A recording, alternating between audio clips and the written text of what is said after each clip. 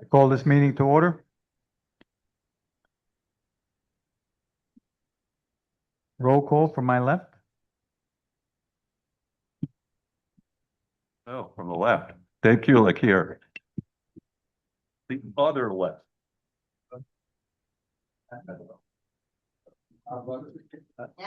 Wait for it to turn green. Rob Levitas. Okay, there we go. Rob Levitas. Mike Schultz.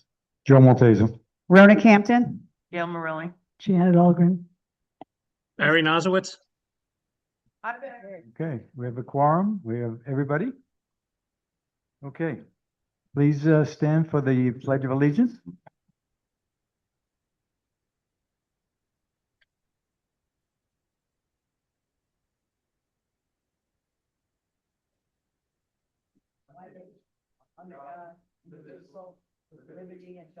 Justice for all.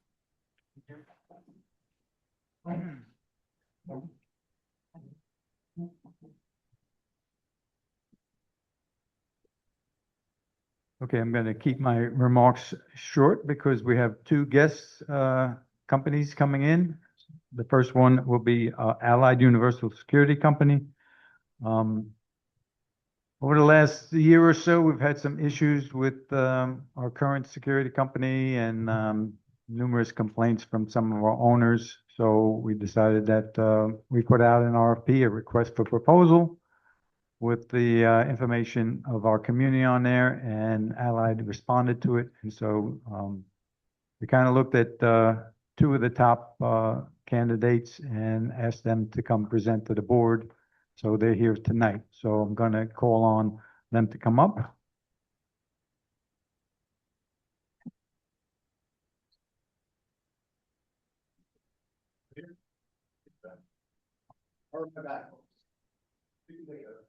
So we can get them out of there.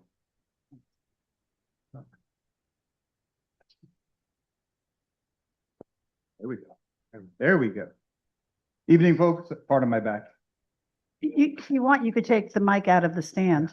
I'm not on stage Oh, that way okay. tonight. And we can hear you, but we use the mic because of the Zoom so that they can Oh, hear you at home. So sure. that's why. No problem. Understand. George Hendricks with Allied Universal Security Services, and I'm here with Claudia Schirmbeck. Claudia is one of our client managers. She works in the operations side. Thank you for allowing us to come and speak about our security program tonight. Anybody miss, or did I miss giving the presentation to anybody? Everybody's got one? Okay, great.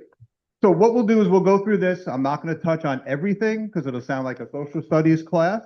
We'll go through page by page, and if you have questions, feel free to stop. If you have that, if you want to wait till the end, that's perfectly fine also. So everybody ready? Yep, ready. Great. So this presentation and your program, like any program, is a story. We're putting together the story that the community and the board would like. So as we go through this, look at the pages as chapters within the story, and you as authors are helping us write your story, write the chapters, your book, for your program, for your community. So as we go through this, we'll touch on the first page here, where it says West Palm Beach office. It just gives you a little bit of an overview, a snapshot of our West Palm Beach office, when we actually started business, the number of officers in the county, and the number of clients that we service. So it's just a little quick, fast fact overview of what our Palm Beach office looks like. And speaking of what it looks like, if you go to the next page, this is how our office is set up. You can see our local infrastructure. Everybody has their own job.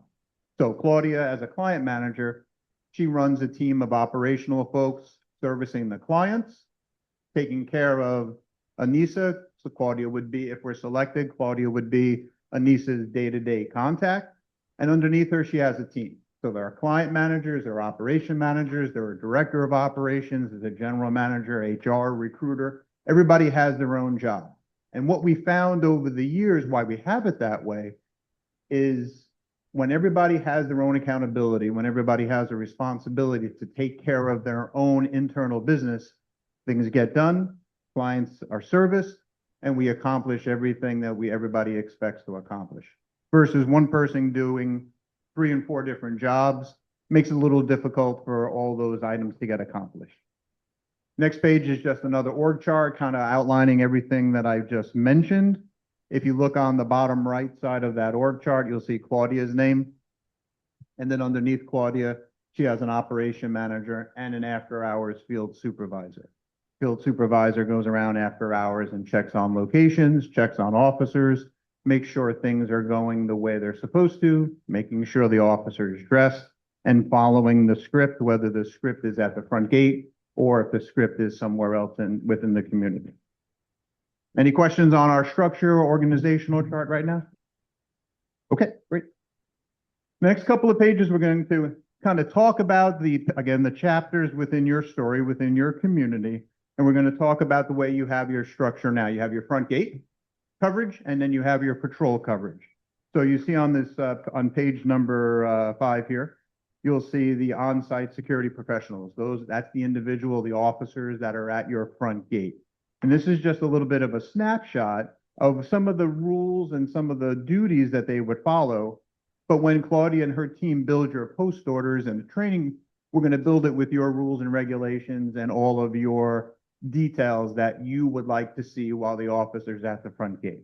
So again, just a little bit of overview, a snapshot of some of the items and some of the duties that the front gate officer performs. And then the next page is the patrol portion. Once the officer leaves that front gate, I'm preaching to the choir, once, as you know, the officer goes on patrol, and then who perform those functions based on your rules and regulations. And again, what you see on this page here is some general information, some best practices that we utilize at other communities, but we'll build the post orders based on your expectations and your details. Any questions on those two? I know everybody's familiar with what you have here. So we're going to talk now that next couple of pages, we're going to talk about how we find the individuals, very important. How we go about filling those positions, how Claudia is supported through the recruiters and our HR function within the office. So on page 8 here, you'll see we use what we call HireSmart. HireSmart is our own internal program. It's a part AI, it's part technology, it's part human interaction. And what we're doing is when we are selected for our community, whether we're transferring an officer over or we're bringing a new officer in, we're putting in your expectations, we're putting in what you want out of that officer.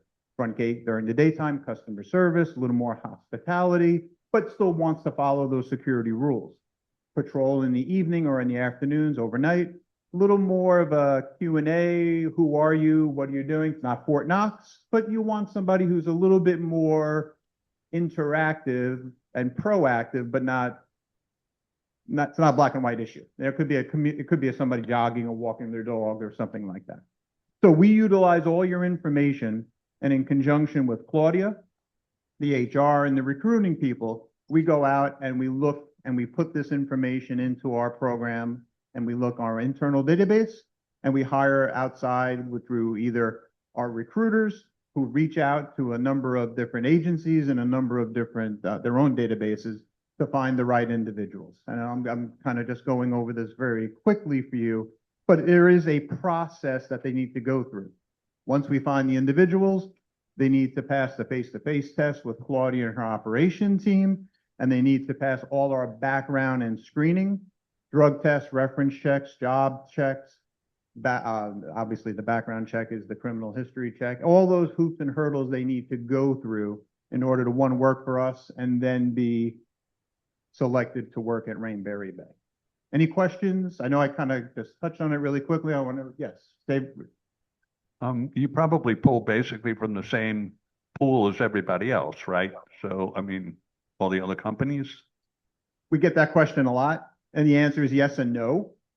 Because there is a certain group of people who want to work in the security world. Think about it.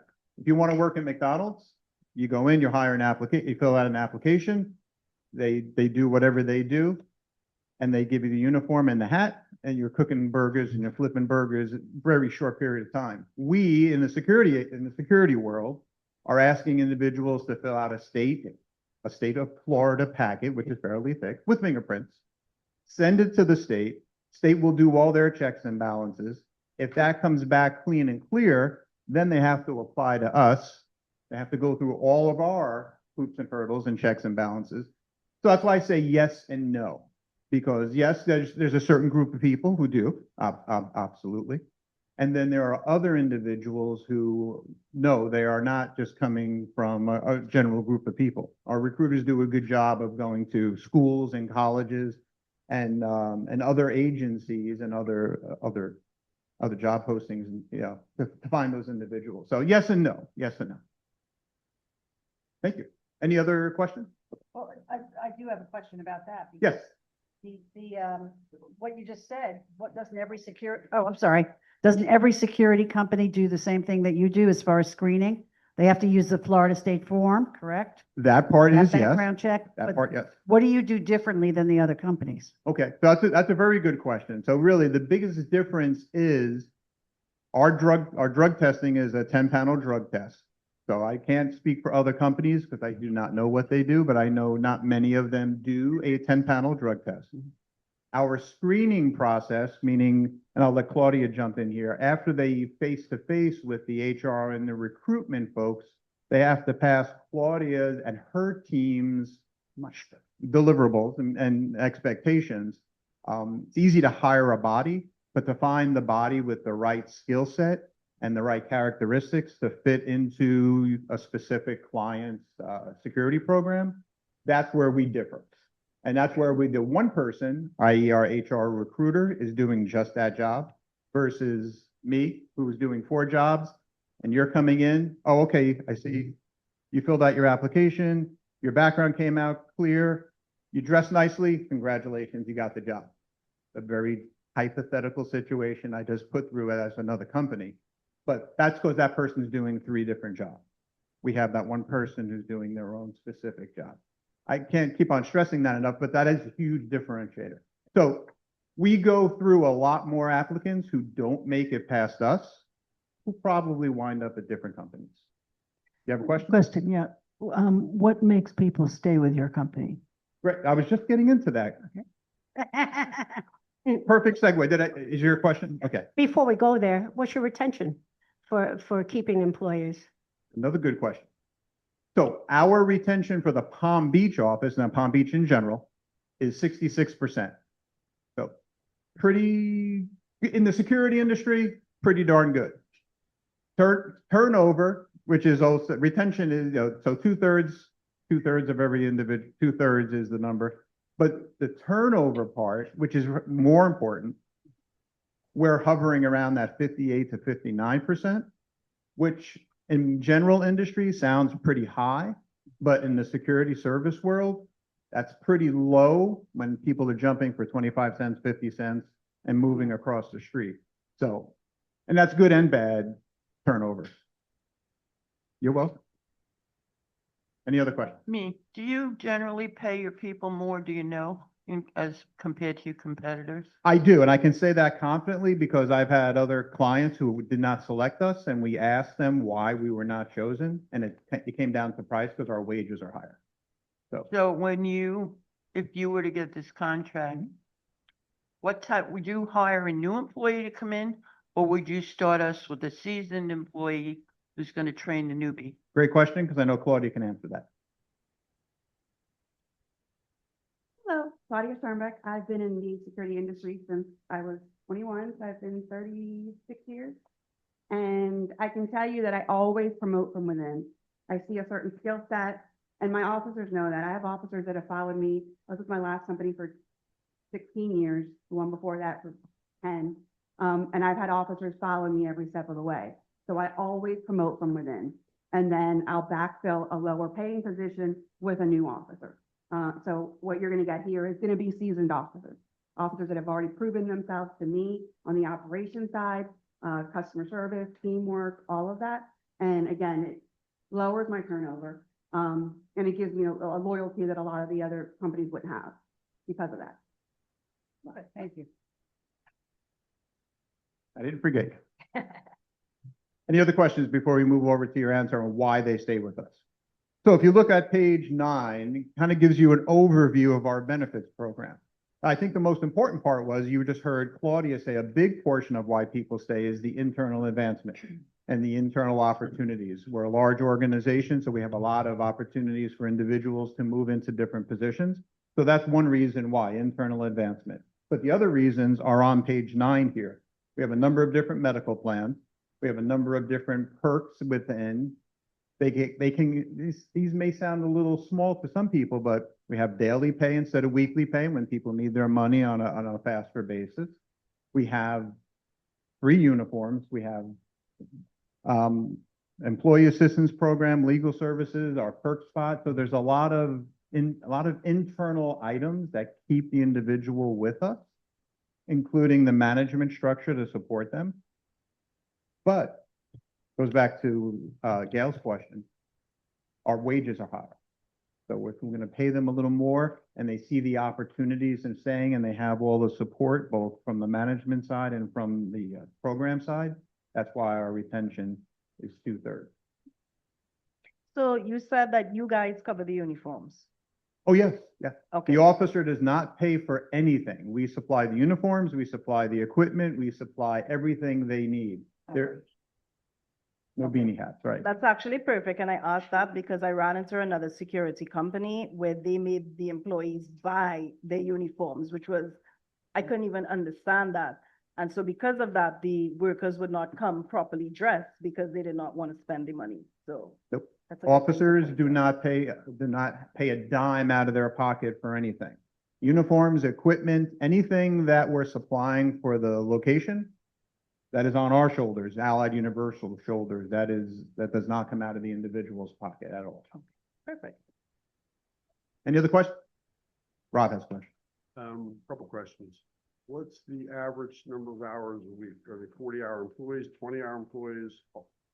Is it totally up to them? And how many people is it going to be to cover our staffing? So we strive to hire full-timers, but there will be part-timers, obviously, because of scheduling. And then we have a group of reserve officers, and those reserve officers also work part and full-time, and I'll explain the difference. And then the second part of your question was, say that again about the How schedule? many people would take staff? We have 168 hours. There's one person all the time, we need 168 hours. So- Right. As much as they would like the overtime, they would not be able to function. I think, Claudia, you normally have about 8 people who cover your. Okay, there you go.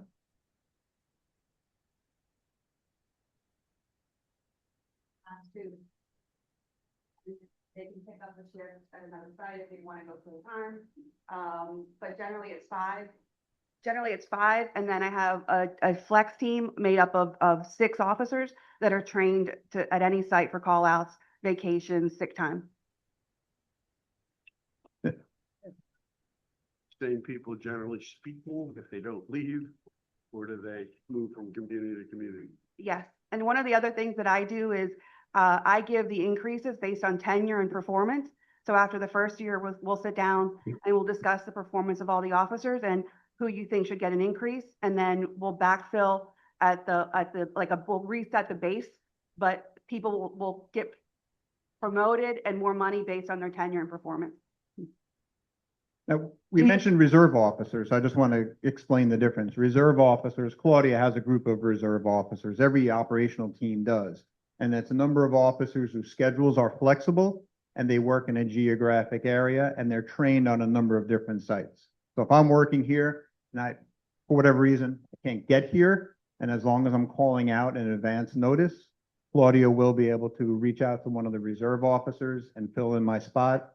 And I'm already trained, so there's no downtime, there's no lag, there's nothing being missed in that next step. Do you ever do 12-hour shifts? I'll let Claudia answer that because I know sometimes we do, but I'll let her answer that. No, not 16, not 16. Not 16, 12 hours, yes. I mean, if it's a situation where the flex can't get there, the officer can't get there at 6, we'll do 12-hour shifts. We'll split it into 2 12-hour shifts. But again, it's an option for the officers. We won't force it on them. I mean, I've had my operations manager stay in post if she's had to, and so has my field supervisor. Okay. Is there an hourly differential if you're paying someone for a 12-hour shift versus an 8-hour shift, or it's the same hourly rate? It's the same. It's the same. Okay. Any other questions?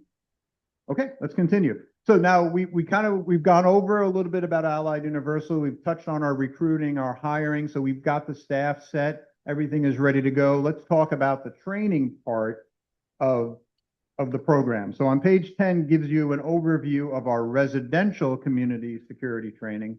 Every officer goes through our own general Allied Universal training, but we have a residential community training curriculum that they need to go through. And as you can see, there's a lot of information on there. But also, remember, it's coupled with your rules and regulations. So you may have specific details that you would like the officer to perform either at the gate or as patrol. So that'll be intertwined into our community program, and that will be reflected in the post orders that Claudia and her team put together. So now we've got the team set, we've got everything ready to roll. How do we support them? How do we support you? And how do we give Anissa the information that she's looking for? So on page 11 here, you'll see 4 different AI-powered service platforms that are part of Allied Universal. These are our programs. Hire Smart, I touched on before, that's our recruiting. Mercury is a communication tool that Claudia uses with the officers through I guess a smartphone device, Claudia. Phone and guest coordinates, so we know that they're clocking in from the site. We get alerted if for some reason someone's trying to clock in from like down the road, they're gonna say they're here on time. It's GPS. Which is pretty nice because obviously you put up a geofence in the area. If they're calling in from outside the geofence, you know they're not on site. So it forces the individual to be here because the phone is on site. So Lisa on the bottom right there is our live interactive support AI. So if the officer wants to change their schedule, you mentioned Rona, 12-hour shifts. If somebody wanted to maybe change their schedule or pick up a schedule or pick up a shift because I'm going on vacation, this also is a time saver for Claudia and her operation team. They can talk to Lisa, that's our acronym, and say, hey, I see there's an opening at Rainberry Bay Friday, Saturday, and Sunday from 7 to 3. Is that available? They'll communicate that through Lisa, and that automatically is populated into the scheduling. So that way there's no downtime. Anything you want to add on, Lisa, in the communication part? All the officers, a text message does get sent out, but it's only sent to the officers that have been trained on the site. Yeah. It's not sent to everyone. It's sent, again, officers that have been trained on the site or have worked the site in the past. And Helios, yes, I'm sorry, go ahead, Dave. How do they interact with Envira or the software that we have? Totally separate system. We wouldn't play in the Envira world. We wouldn't touch that system.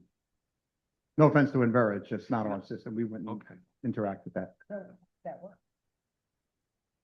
Yeah, it's a software. So it's Envira and then ABDI, right? Yes, so Okay. we have the 12 hours that's run by Envera, so you guys would obviously for processing of residents use the Envera system, but obviously for your personal work, you don't get involved with Envera. Okay. Sorry, I Yeah. misunderstood. I misunderstood your question. I thought how this interacts with Yeah. Envira. My fault. My fault. Our guest management system, so you would have to be able to log on to a station at the gate. Yeah, ABDI, very common, or Envera from a visitor management. Yes, our officers would be trained. Most of them already know it. But I'm sorry, I misunderstood. I thought you meant how this interacts with it. My fault. So- Yes, So Ron. we used to have ABDI. We don't have it anymore. It's Envera. Envira bought ABDI. Yeah. Oh, That's Yeah. true. Yeah. I didn't know that. Yeah, they did. About 2 years ago, Envera bought ABDI. I'm really behind. That's okay. You're up to speed now. And then Helios is part of the patrol. That goes with the patrol. I'll get into that in a second. So I think Claudia said the most important part on the next page, ensuring security at your site, ensuring coverage at your site. That's done through the Mercury phone and through Helios. I'll explain that. That way you know somebody's always here. We know somebody's always here, and there won't be any downtime or open shifts. There's never an open shift, let's put it that way, or open post. So Claudia already touched on the Mercury side about scheduling, timekeeping, and geofencing on page 11, so I'm really not going to dive too much into that because she already touched on it, unless somebody has a question. I want to respect everybody's time. Just a quick question. We have, well, it's for them. Oh. The back gate, or camera that pops into the guard. Yeah. center, you Yeah. can see who comes in back. Hang on. So they're obviously watching everything. No problem, no problem. No worries. So on page 14 and 15, just a little bit an overview and snapshots of Lisa and the post communications as I was telling you about. So you'll see on the right side of page 14, this one just happens, the sample has to be about coaching, counseling, and the disciplinary notice. But there's a lot of communication that goes through Lisa that the officers get directly, both from Claudia's team and also from us.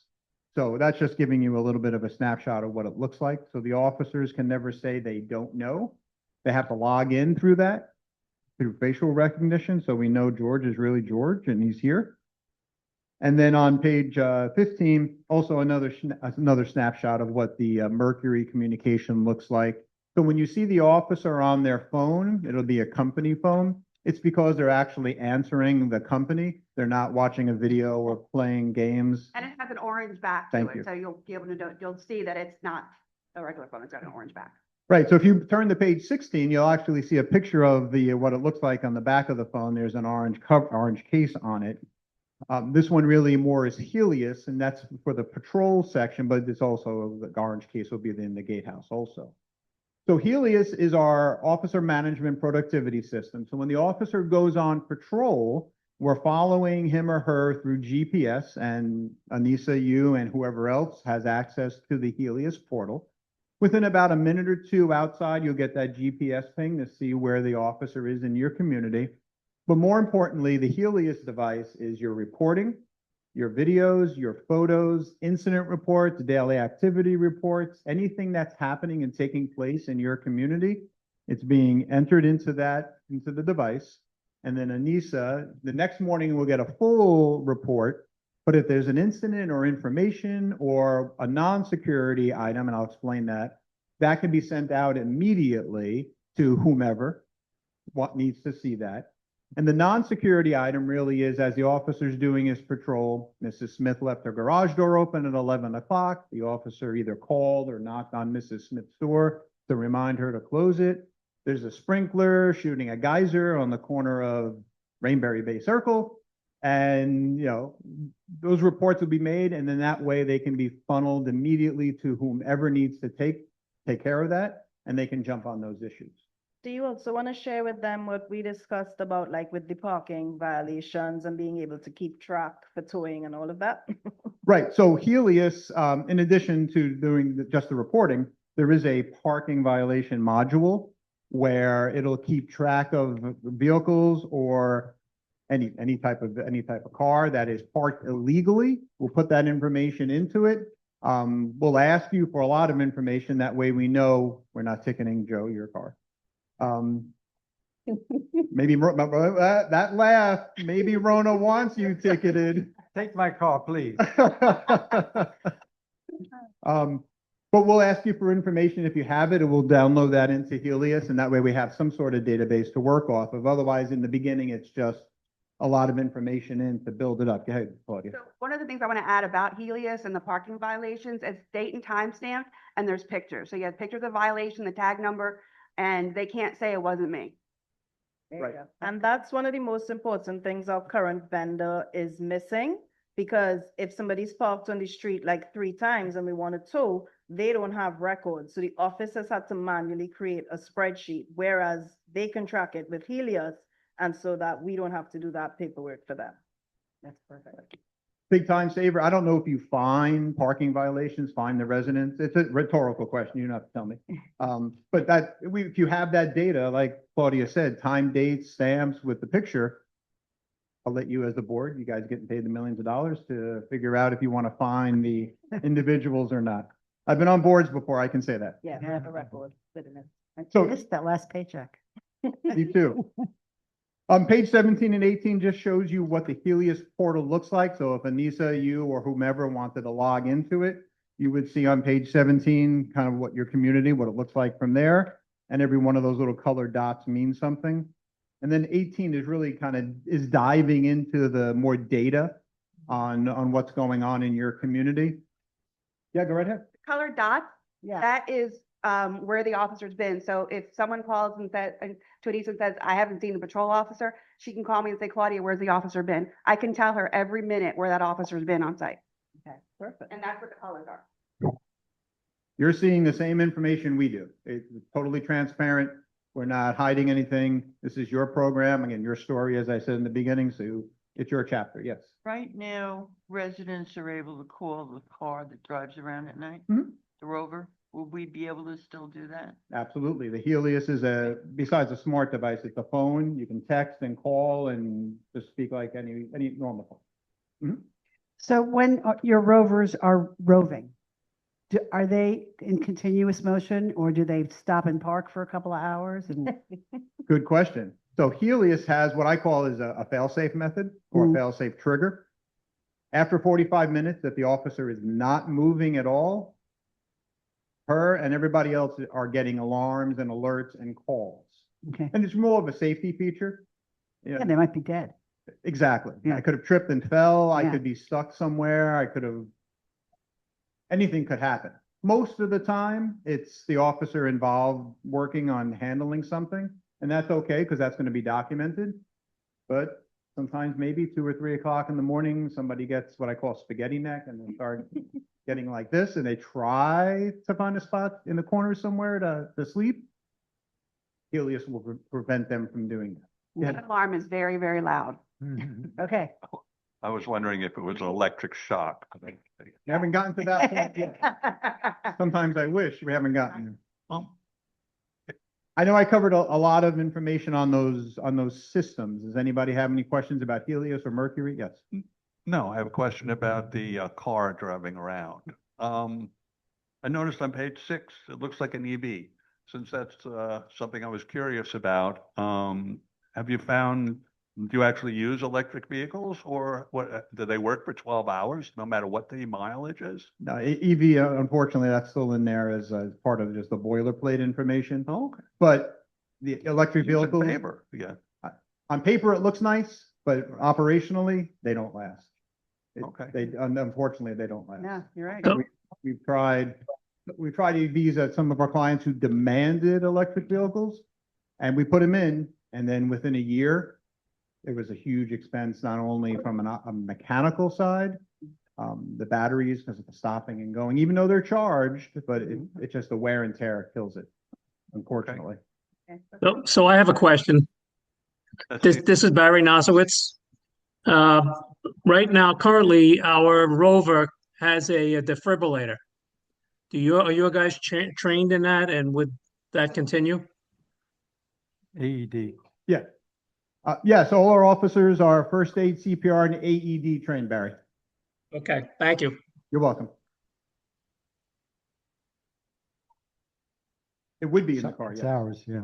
Oh, it's yours. Okay, so then it definitely would be in the car, unless you have them stationed somewhere. We have We some have stations stationed as also. well. You have stationed, Yeah, we okay. have station and one for the car. There you go. So one will be in the vehicle, and then the others are stationed around wherever you have them. You Yep. just let us know where they Yeah. are. Right. You're welcome. So any other questions? I know Helios, Mercury, we're all good with that? Can I talk about positions or is it? I do have one more question about Helios. Mhm. If there's a protracted interaction, is there any type of report that gets generated and is it done through Helios or how is that accomplished? Yes and yes. Okay. Any reporting is done through Helios. Good, Okay. bad, indifferent, everything is funneled through Helios.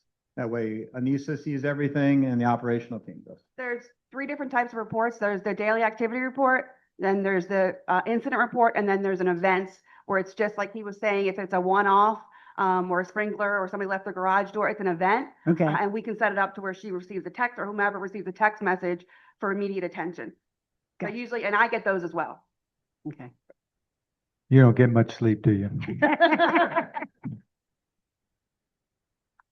Yes. I just had some questions regarding the different positions. I see we're talking about a site supervisor, access control, an access control officer, and a patrol officer. What are the differences, just out of curiosity? It's really just that. Your site supervisor normally works the busiest first Okay. shift. It could be 7 to 3, 8 to 4, whatever the times are. And I say the site supervisor, because that would be Anissa's point of contact when, well, Claudia can't be here every day, but that's your point of contact on a daily basis. That individual is, again, processing probably the busiest amount of vehicles, knows the rules and regulations like the back of the hand, and is your first impression of the community. So that person has a little bit more responsibility, plus a lot of pass down information, making sure the next shift officer understands if anything happened the first shift and or anything needs to be accomplished during the second shift. Access control officer is just that. That person is just doing the access control like the individual at the gate when I pulled in. He is just taking visitor management information.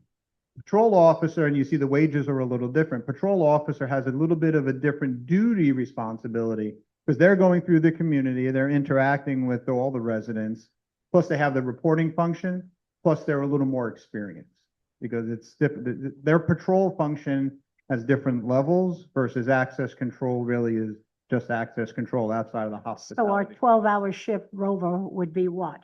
Patrol officer? Correct. Okay. You're welcome. You want to add anything in that, I Claudia? just want to say they're all cross-trained. It's different skill sets for the gate officer versus patrol officer. Right. At the gate, you want more customer service, but again, they're all cross-trained. Plus they're driving a vehicle too. It's a huge responsibility, both for us and insurance reasons. And there's a camera in the vehicle. Yeah. So if they speed, we get a violation. I mean, we've had to pull tenured officers because from driving post because of the camera that's in there. You know, Rona, we didn't talk about it, but you asked before, what's one of the differences between us and some other companies on finding individuals? Huh. Our MVRs, our motor vehicle background checks. Oh, They wow. have to have a clean background for 7 years. Wow. And if they have a ticket, regardless of what it is, it's an act of Congress to make sure it's clear between the client if we find something and internally, because again, they're driving a $40,000 vehicle, not only for us, but also on your, or inside your, on your community, in your community, on your property. So we have a lot of very stringent rules they have to follow. Very.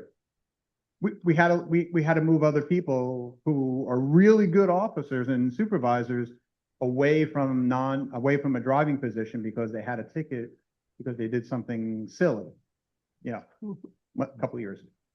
What we would consider silly, but in this world, it's. I'm looking at a package that suggests that there's a rate increase of 3% annually on the contract, but it says it can be adjusted. I didn't understand exactly what you meant by how it's adjusted. Good question. Boilerplate again, like the EV. The increase is a mutually agreed upon increase rate. And we say that because we want to work with everybody's budgets. We know the HOAs have a tight budget. So when, let's say we started May 1st, if we're selected, come March, February of next year, Claudia would be reaching out to Anissa, going over all the good and bad, even though everybody will know the good and bad because she has regular meetings with Anissa. And we would sit down and you're going to say your budget's X and this is what we can give you. And then she'll sit down and work with you. Then, and we have the conversation about resetting the baseline and who gets what. You're welcome. I have one more page on here and it's just about transition. If anybody just want to go over it real quickly. It's on page 18. It outlines the typical 30-day transition. If we're selected, this is how our transition works. So I conduct and I quarterback the weekly transition meetings. So Anissa and whoever else would be on that weekly transition call leading up to the first start date. And during those weekly training calls, we're going over everything with Claudia and her team on where we are, what's coming down the pike next, and then what is missing. And I say what is missing because during those transition call conversations, a lot of things come up. Oh, we forgot to tell you, there's a tennis court project a remodel being done. We didn't tell you that part. So that's going to change maybe something in the patrol side. Or, hey, by the way, the clubhouse is getting repainted and that's going to be shut down for 3 months. So those transition calls are important because it helps the operation team put together the post orders and training. And then it gives Anissa an update on where we are and then what is going to happen next. So week one, here's all the things that we're going to go through. We accomplish that. Any open items will obviously move to the second week, and then we have a structured agenda for the second week, and so on and so forth, leading all the way up to the first day of start. And then everything we've spoken about on the calls, it just makes it so much easier. Anything you want to add on the transition part? In the startup, I have 3 supervisors that assist me from surrounding sites. They'll be reassigned to assist with the training so that we really literally do not skip a beat. You're welcome. So in closing, the last page is why Allied Universal, why do people choose us? We covered a lot of it, but it's our infrastructure, it's our resources, it's our management team with each individual doing their own job and being held accountable. And it's providing you with the officers that you expect and following your rules and regulations. I don't know all your rules and regulations, so whatever that may be. Just so everybody, I do a post-order test. So even if it's a tenured officer, the Friday before startup, they all meet me at the office. We go over post orders expectations. I make sure everybody has all the proper uniform. And then again, we go over everything and what's different about this property versus that property and the changes that they're going to be experiencing coming into here. Excellent. So that wraps up the book that you've just written for your community right here. You're welcome. Yeah. Thank you very much. I can't sing, so I won't sing. Any other questions? Did you have any, Mike? I know we covered a lot of information. Yeah. Well, the computer information that I'm looking at on the screen, does the office get to see this software at the same time? Yes, you're talking about the Helios Yeah, the reports and report, yeah. something happened overnight or there's the. We can set it up where whoever you designate will have access to the portal, but even if she doesn't log into the portal, they will still get the reports. Thank you. Is there if we had an issue with an officer or something like that, is there a number that we would call? I'm waking you up again? I'm waking you up again? Oh, my God. Okay. I know it sounds like she's getting a lot of calls. She Yeah. really doesn't, but Yeah. she is your point of contact. If Oh, Claudia, how many communities do you handle? Mm, 30. 30, wow. Wow. Okay. But that may sound like a lot, in all honesty. Right. At the sites, and I have a lot of tenured officers, and I'm very, very lucky with the team that I have. It's not me, it's my team. So if Good people. the officers have a problem or something, they reach out to you, like in the middle of the night, like Talk to the operations manager, that's Abigail. you do have an And operation? then if for whatever reason she doesn't answer, I'm the next point of contact. Okay. And Okay. if I don't answer, I'm in trouble. That's my boss. And don't forget, we have that field supervisor who also works, who handles a lot of the after hour calls, so. Yeah. Okay. Sounds great. You're Thank welcome. you. Yeah, thank you so much. Thank you for your time. Appreciate everything. Appreciate the questions. Thank you very much. Sorry, run that back, folks.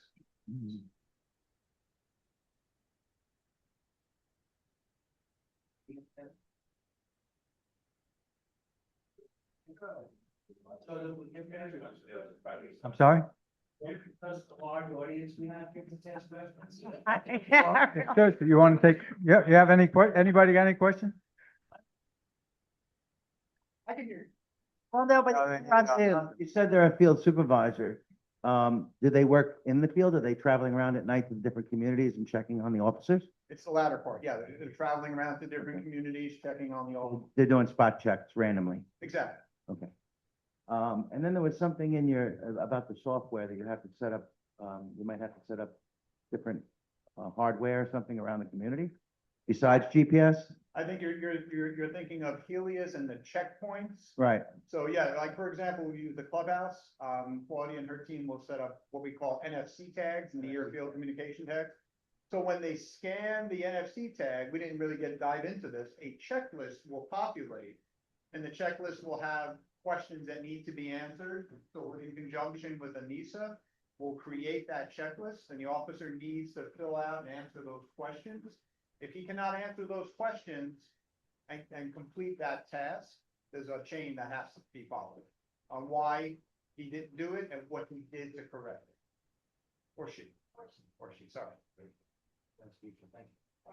Yeah. Any- Ralph, you gotta come up to the, Ralph, you got No, you can't. Zoom, They, Zoom.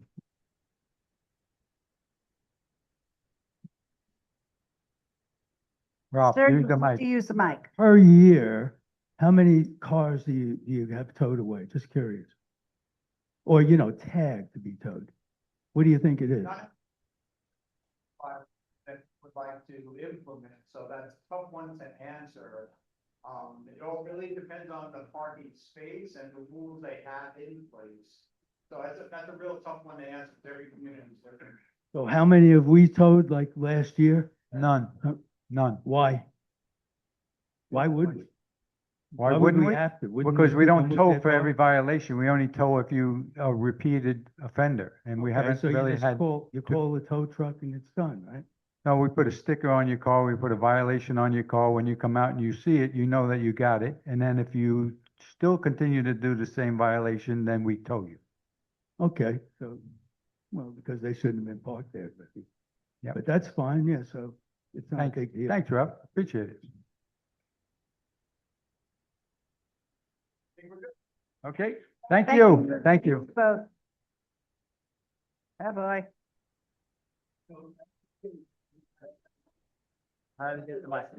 Got away.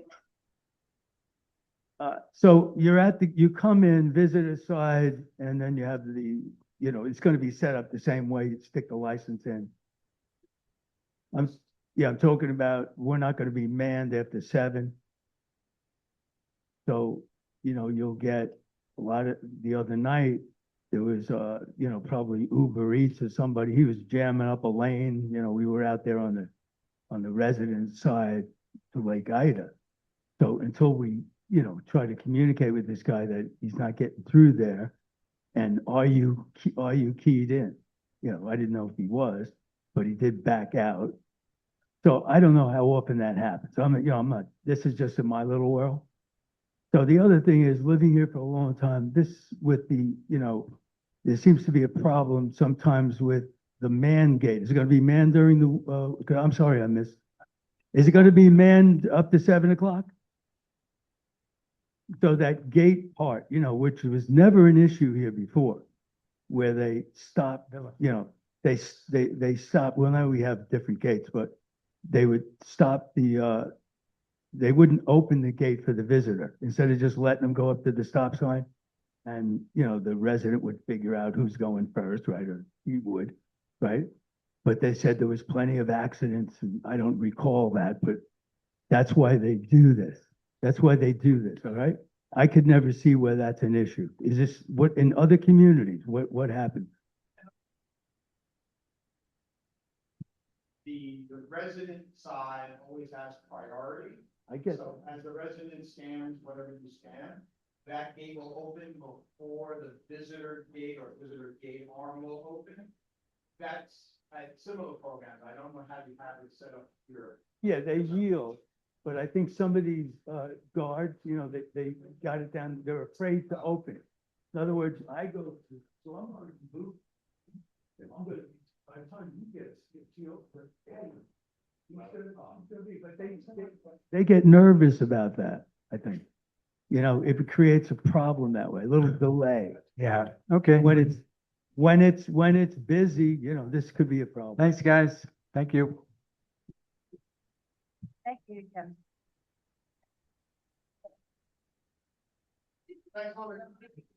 Uh,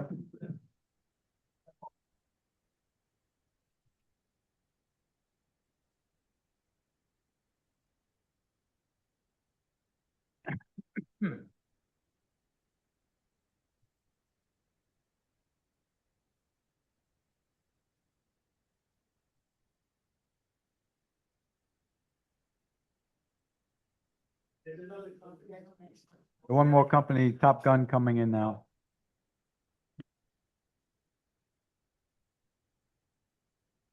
Why are we changing security company? Because we weren't happy with the performance of what we have now.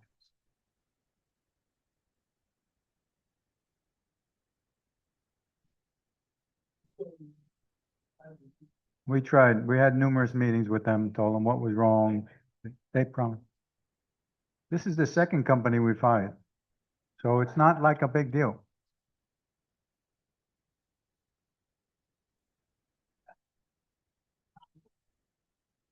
How are you? Right up front. That microphone? See that microphone right there? Yes, if you can.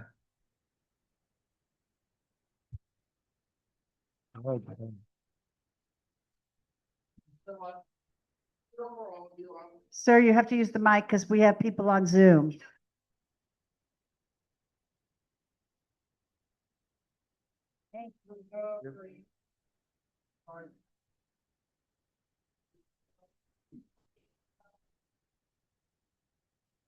All right, so we have people on Zoom, so that's why you have to use the I mic. got you, I got you. So I can tell you, I respect all of you being on the board. I'm actually was on a board, I'm the president of the HOA, so you could actually understand, I understand your voice.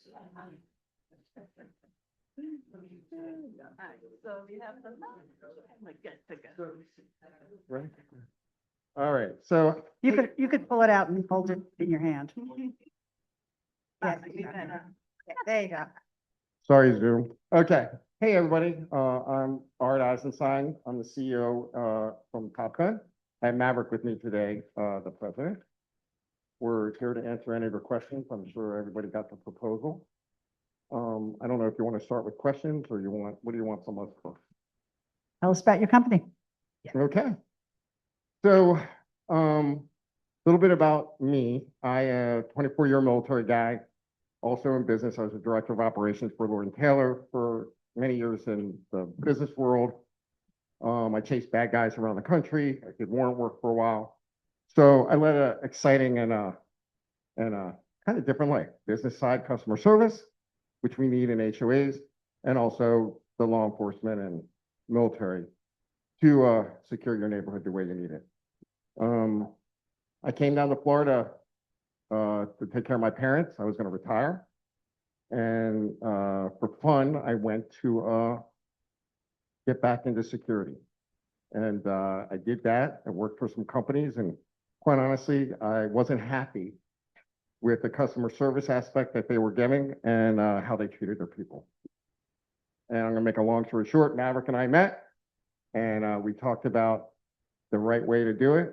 And it was right before COVID, I guess it was. And we started talking about names. And his name's Maverick. So he said Top Gun. I said, absolutely not. And being a military Navy guy, I said, well, if we're going to do that, and I have a diving background and did some stuff in the Navy, I said, if you put my trident in the logo, I'll go with Top Gun. That's how Top Gun was born. We've been around. We've been growing. We made a little bit of a niche for ourselves.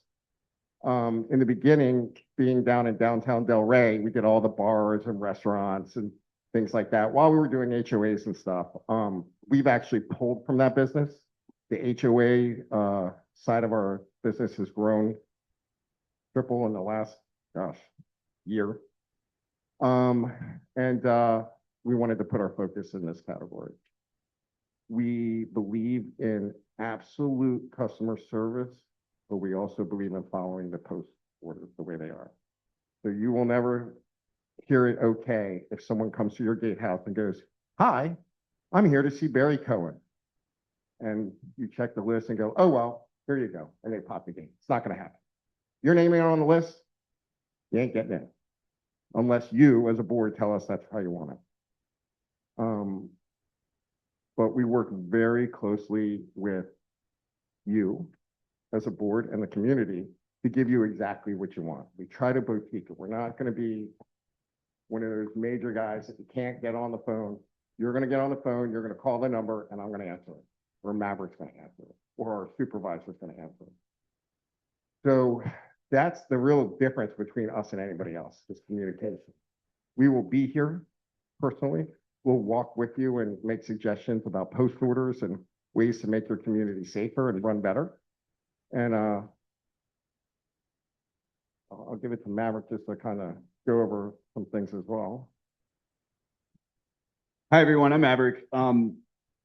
As Art mentioned, we've been growing like crazy, but we haven't been turning over our employees. Our employees come here to stay, which is really important, as I'm sure you guys have experienced a lot of turnover. You're getting people who don't know what they're doing.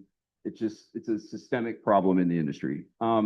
With us, every single one of our employees that come in, we have open interviews every single week, even if we don't have openings, which right now, currently, we don't have any openings, and we brought in 30 people yesterday. Of those, we hired 2, and we're gonna see if they work out. We do a lot of personality type assessments, which kind of cuts through the monotony of resumes. I can't tell you how many resumes I've seen where it seems like the more things on the resume, the worse they are.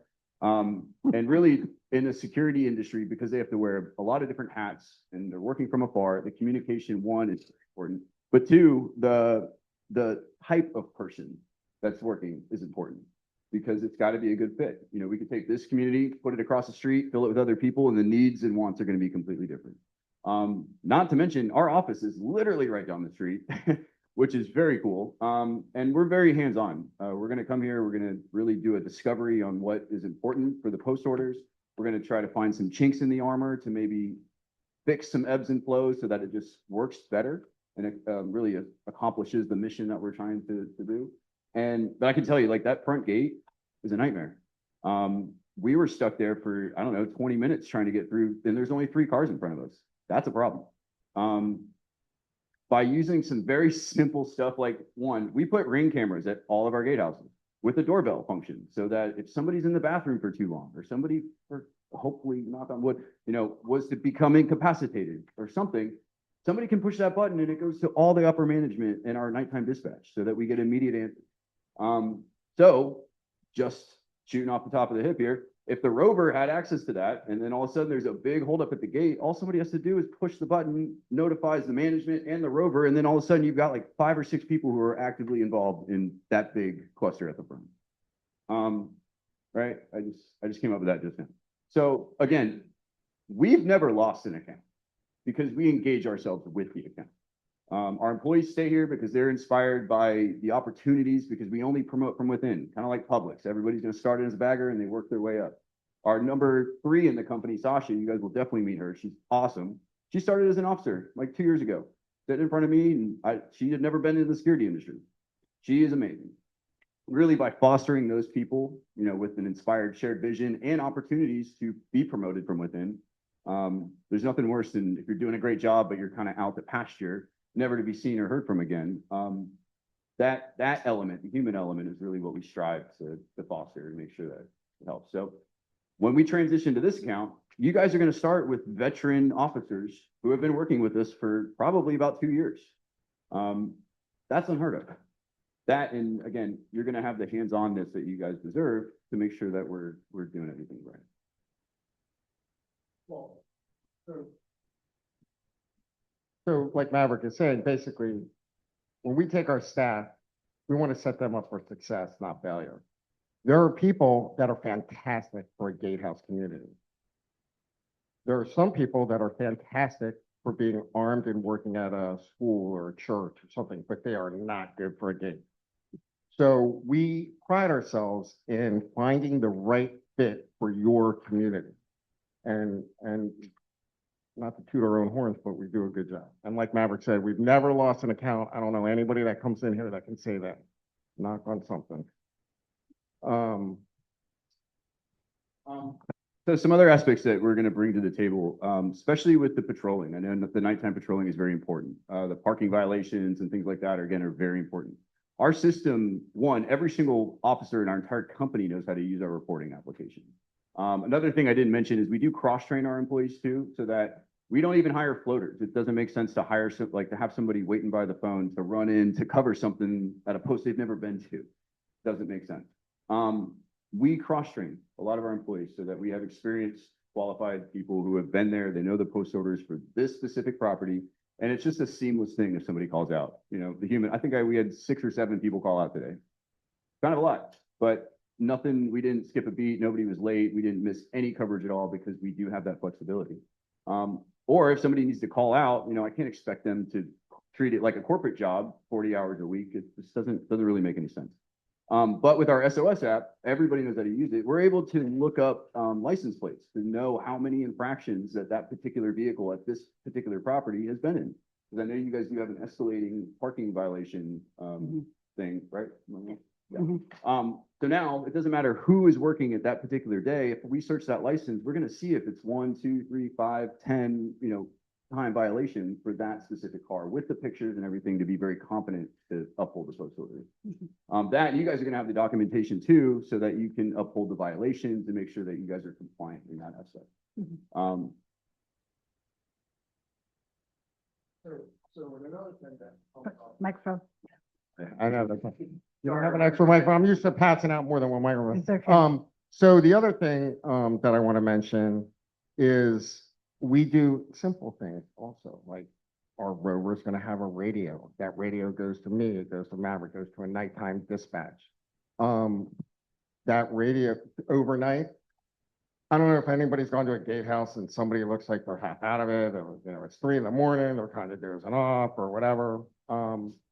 We actually require all of our officers every half hour to do a radio check. And we have somebody that logs that in, speaks to them, and watches a camera. So even as soon as they start looking funny, we set an alarm in the gatehouse and get them going, if that happens. So there's a lot of different things. The rover will also, we also offer body cams. The car has a dash cam. There's a lot of different things. We are definitely hands-on, and we are watching what's going on even when we're not here. How long have you been in business? Going on 6 years, 5 years currently. Okay, So, okay. we currently have about 160 officers and probably 40 accounts all within the area. Okay. Now, how many of those accounts are HOAs? All of them. How many was it? So, so most of it, it's funny, we know this out of the back because we were just doing our renewals for our general liability stuff. Okay. So, it was really nice when we didn't have the bars and restaurants in there because that's a higher risk. So we were like, Yeah. how many bars and restaurants?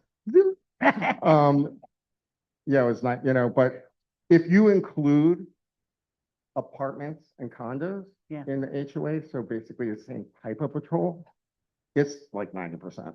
The other are schools and churches. Okay. And what is your retention rate on your employees? Retention? So listen, I did a study about this, hence one of the reasons I went into business. Turnover in security was like 300 to 400% in the first year. That's insane. That's some unhappy people. That's somebody that doesn't feel like they're being treated right or should have never got taken a job in the first place.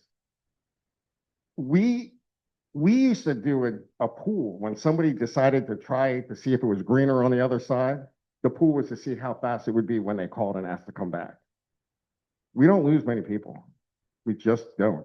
Now, if somebody doesn't follow our policy, I will lay down and die for you. But if you don't do the job I have you do for us and our community, I'll let you go. So they know that. And because of that, they do their job. They watch what they're doing, and they stay. And they know that they're treated like family. We work as a team environment and as a big family. Anytime we start a new account, which we've started at least one new account every single month for the last 13 months. Pretty awesome. I can tell you Allied, the largest employer in the world of all things security, has never locally, regionally started 13 accounts every single month for 13 months. Negative. But it's taught us a lot. It's taught me a lot about how to really handle the transition and make it successful.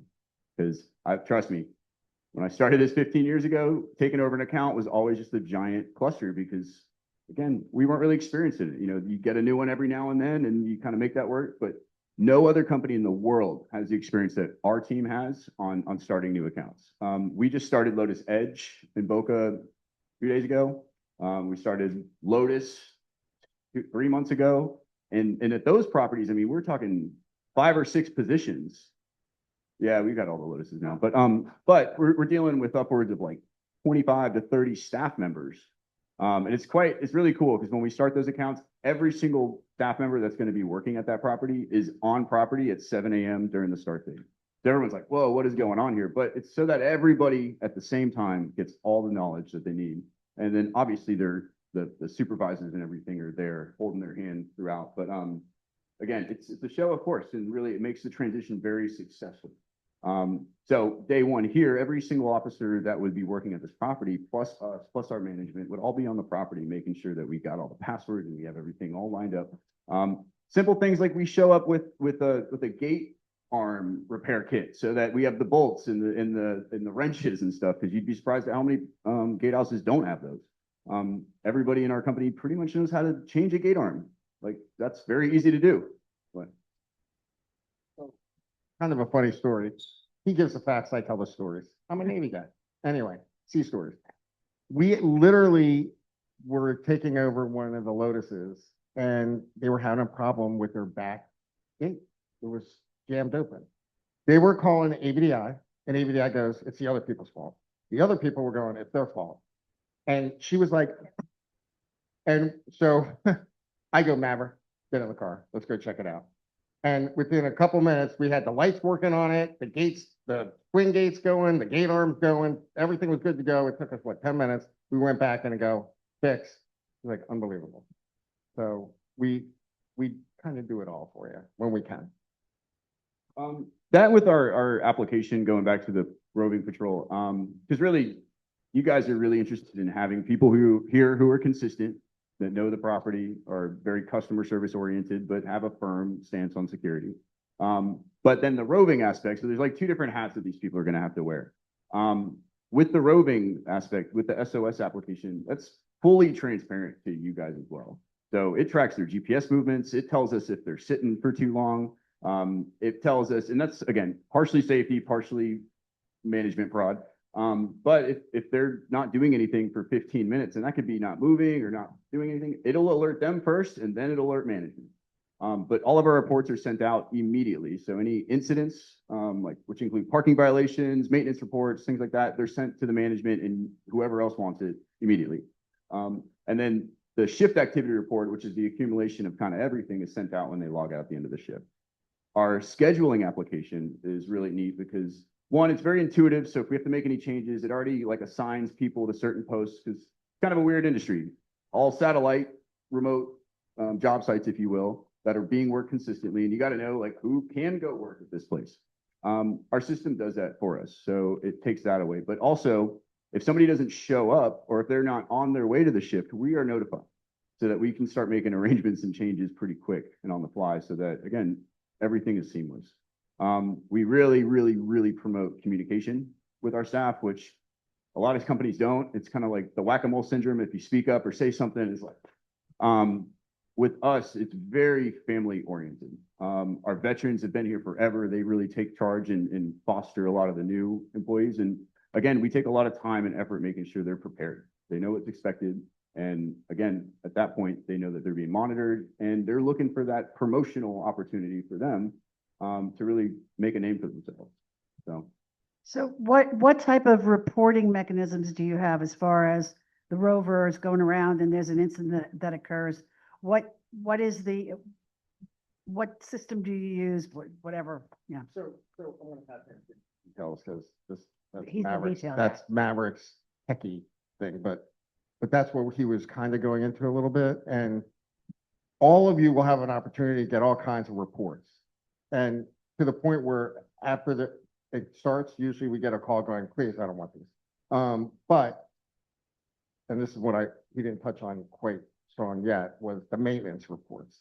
Something simple, but we're driving around at night. If we see a light out, you'll get a report. You see something leaking or whatever, you'll get a maintenance report. Maintenance reports and incident reports, something that goes wrong, the property management or whoever you all designate will see that immediately. And then at the end of the shift, you'll get a whole report, pictures. Are you showing them pictures? Just showed me the icons of it. So it has all those different aspects to it.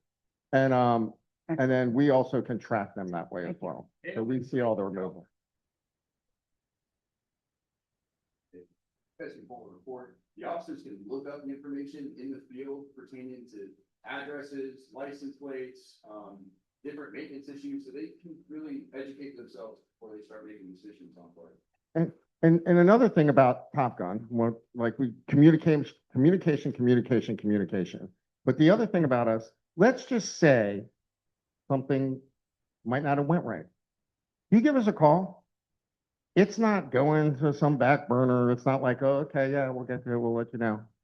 It is immediately an open investigation where supervisors are dispatched, tapes are going looked at. We, at permission of the HOA, we put our own cameras in all the gatehouses, why we have the dash cam, why we have body cams. And if we use a body cam, one of the good things about a body cam is, let's say there's a circumstance, something's going on. They can actually call us and we can look live. They can push it and we can direct them of what to do or what not to do. It's an extra safety feature, and it's a way for my expertise level obviously is going to be higher than theirs because I've been in battle, not in like whatever. So anyway. Well, and really just to summarize, I'm going to tell you guys something when I say to every single applicant that comes in or that I'm calling to bring into the office. You know, we're looking for three things.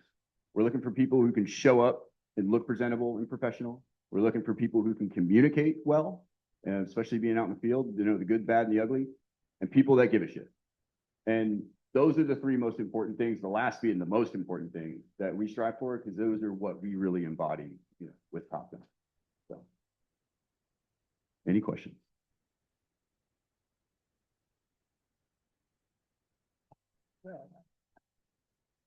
You provide your people with uniforms? Of course. Yep.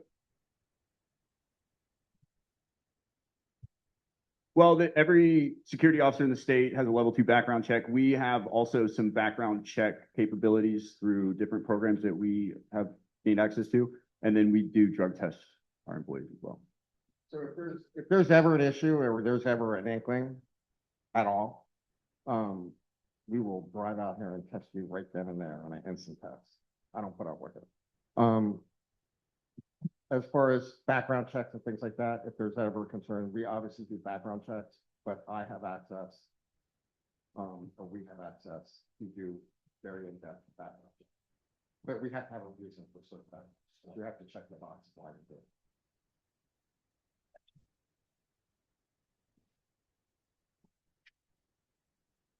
You can't use the cameras we have. Ralph, you gotta wait. We can. Our cameras have sound, one, and then we have control of it to give our dispatch and our management access. No, we're not touching anything. We had a camera inside the guardhouse so we can see what's going on, make sure the procedures are being followed. And outside of the guardhouse, we put a doorbell camera so that, and a lot of times the officers use it. You'd be surprised. The officers use it more times than not because they'll be dealing with somebody who's just being ridiculous. And they'll hit that so that they've got another set of eyes on the situation to be a witness. And we have the video for it as well.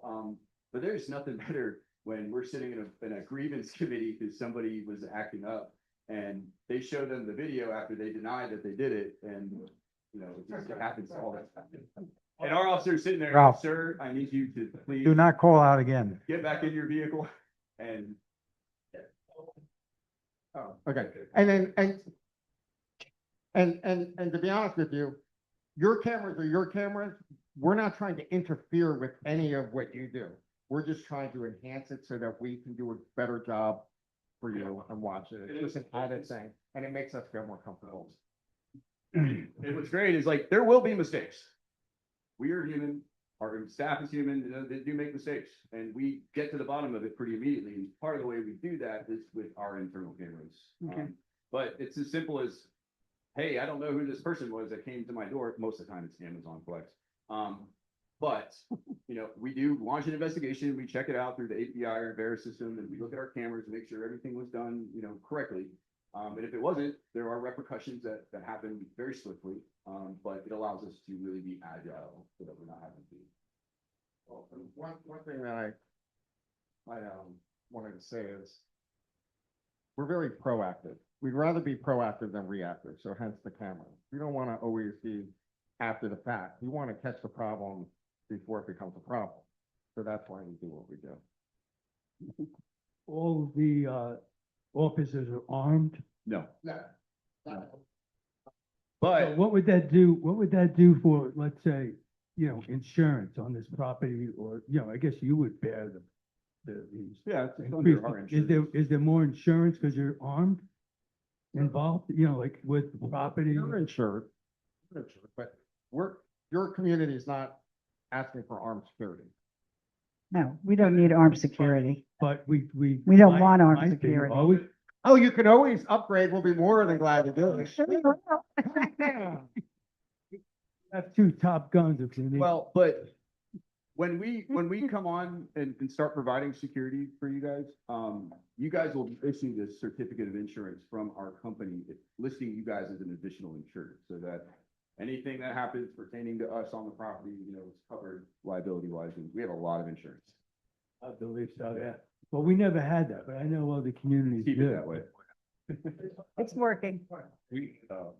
You'll see the supervisors, you gotta remember, we deal with a lot of different communities. Like after this, usually, like I would have had a vest on. We're doing a Jewish film festival that is armed and we have to be in full tactical gear. Yeah. I didn't want to come in and scare you guys. So, you know, but if I leave to go check on the guys, I'm gonna be, you know, completely vested. So That's we good. have a rover that's overnight. What's the way that your your company is built out in terms of how do you oversee that? Is there somebody that's gonna pop in randomly, check in on your rovers? Who's the point of contact for That overnight? and through our app, through the SOS application, they're being monitored remotely.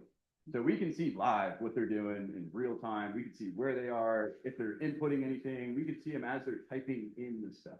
Like very hands-on, and then setting up the procedures correctly so that they have like kind of targeted things that they need to be doing during certain times is really the key to making sure that it's successful. So that the dispatch is kind of checking, okay, well, they checked this section, they did this, you know, we can see exactly where they're moving.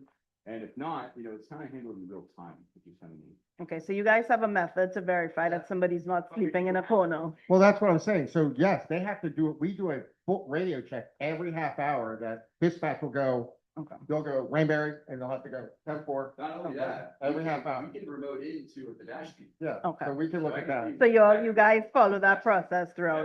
And part of your question was, who would we call? So you'll have a list of who to call.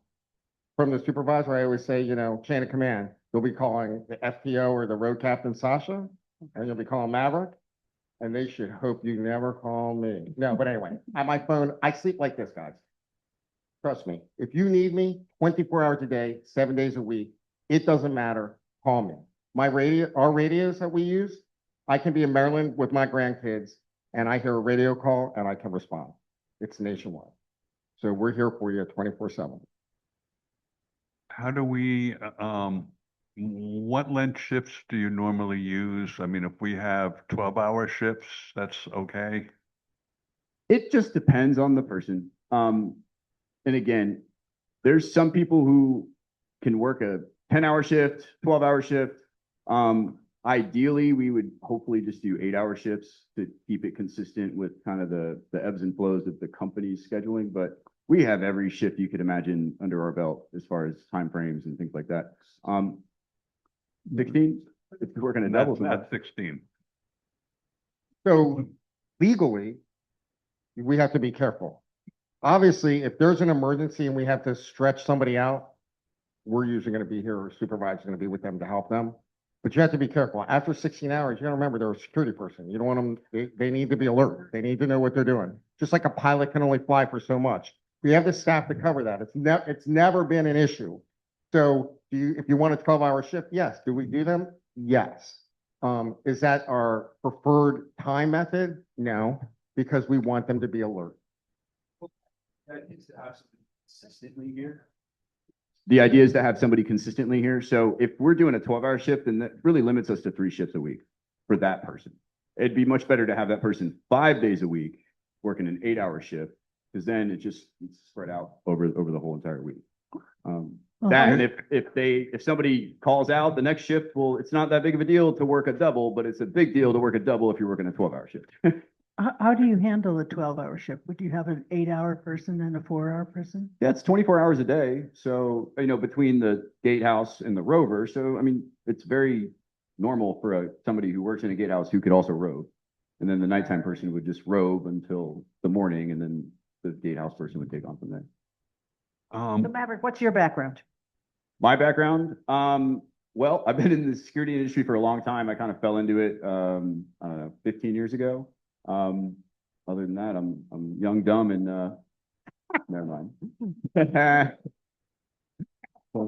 No, but I went to Stetson, and I went to business school, and I did all sorts of things, and I was in logistics before I got into this. And but really, I worked with community engagement organizations that taught me how to deal with people, how to manage them, how to see them, how to get them motivated and stuff. So you're not military then? No. Yeah, okay. This guy. That's this guy.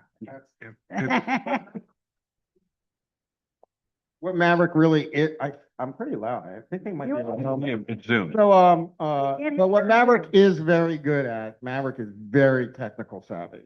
I call him my MacGyver. If it's broken and we need to get it fixed or whatever, I gotta pat the guy on the back. But like he said, when we open a new property, we come about an hour early. He's got cameras up, everything's on. I'm hooked up to everything. I can see we're good to go. But Maverick brings a lot to the table. Sometimes we have events that require a group to hire a security guard for a few hours. We do it all the time. Do it all. Okay. It's a 4-hour minimum. That's all we requested. Like, let's just say you're having something, the 4th of July, you guys are having an event, and you want to have an extra officer at your amenities. We do it all the time. Or if you're having a irate board meeting and you want an armed officer here. We had that for a number of years. Yeah, but we're also very, man, we're getting a big name in it for ourselves for fire watches. I don't know if you guys know what a fire watch is, because it's basically like a human fire detector, smoke detector. If the fire panel systems are down in here, the fire marshal probably would make you guys get a fire watch, which are always very last minute. And the other way to do it is to do it through the fire department, which is like $150 an hour. And we're very good on the fly. So we have so much staff that really care. You could have hundreds of people working for you, but nobody picks up the phone to help out. It doesn't really help you. We have a lot of people that really are engaged, and most of them are within this area too. So it's going to be a benefit to you guys. Do you guys cross-train your guards so that if somebody calls out, who's filling in isn't going to be a random guard that? Yeah, never. We can't even do it. As far as our scheduling application goes, I would be here before somebody was here that's never been here, 1,000,000%. So yes, and that's why we do cross-train as well. So one, it gives us the flexibility. We're not stuck with this one person working this one shift 5 days a week. And if he calls out, you got nobody else. Like, it's not a smart way to do it. And with our management track for the promotional opportunities, one of the requirements is that they learn a number of our job sites. So, and it gives them a much broader experience on security and procedures and stuff. And again, every single account has, I'll give you an example. At Lotus Palm, even if someone's coming in to go to the clubhouse, they don't want it logged onto the clubhouse. Where at like the other Lotus, everything is logged into the clubhouse. And it's just a specific little twist, but again, it's very important to them that we do it that way.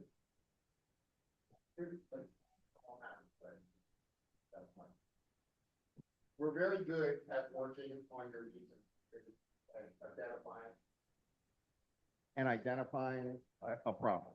And I want him to give an example of when we first started one of the Lotuses. They were known to have huge traffic issues, huge, to the point that the school district was complaining that the bus couldn't get into the community park. And in one day, Top Gun fixed it, and Maverick's in its place.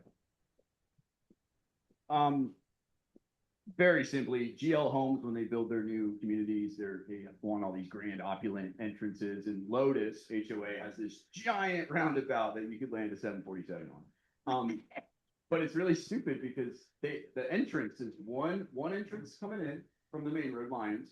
It goes to 2 lanes around this roundabout, but everybody's got to be on the right lane to follow the roundabout to the visitor and the resident lane. So then it goes to 1 lane back to 2 lanes. So we go from 1 to 2 to 1 to 2. What do you think's going to happen? If we got too many visitors or too many residents coming in, like in the afternoon, the residents hold up the whole line because the entrapment system stops them one at a time before they can go through. So, they block the visitor traffic. Where in the morning, the visitors block the resident traffic. So we were like, what do we do? The exit side has 2 lanes that are clear the entire time. So we went and bought like 50 cones, which is very expensive. And we basically were routing the visitor traffic down the inside exit lane. The exiters were able to exit with no problems. And within like 1 day, we fixed this because the traffic was rolling back into lines, causing traffic accidents and stuff, especially during the rush hour time. But really, we just had to keep them separated and spread them out a little bit more. And we actually had more driveway space on that side because of the way that the gatehouse was sitting on like more to the right of this big giant roundabout. So We have a kind of opposite situation where we actually don't have a turnaround beyond the visitor's entrance. How would you suggest dealing with that? Well, besides breaking a hole through? We're just gonna act on our own. We're gonna talk to you guys to Well, come up obviously. with an idea, but off the top of my head, any situation we don't have like an exit, like what are you gonna do? The people are behind them. Usually we'll take a license, make them turn around, come grab the license if they were to just run off in there and the police are gonna get called. 4 times to not, they just turn around and come out with the grab it. So Yeah, we're holding their license till they get out, and yes. yeah, and we're quick to call the police. If somebody's not moving, if they're trying to hold up the line, they're trying to just, carrying their way in, we'll call the police, say, hey, we're gonna be very courteous, but I need you to move. And if you don't, I'm gonna call the police right now. And they're like, Will be this time. Sometimes whoever gets it first, and the police, we have such a good relationship with them. Like a lot of times, Especially already. I'll walk over to the office and I go, hey, what's going on? How can we resolve this? Because we don't want an unhappy camper, but I have post orders and policies I have to follow. And 9 times out of 10, the officer's like, yeah, heck with him. He gotta go. And I'm like, take care of it, Becky. So we work very closely with them and we usually handle any kind of situation. Okay. No other questions? Anybody from the community other than Ralph? Okay. Questions, Ralph? Thank you. Thank you very much. Thank We you. appreciate it.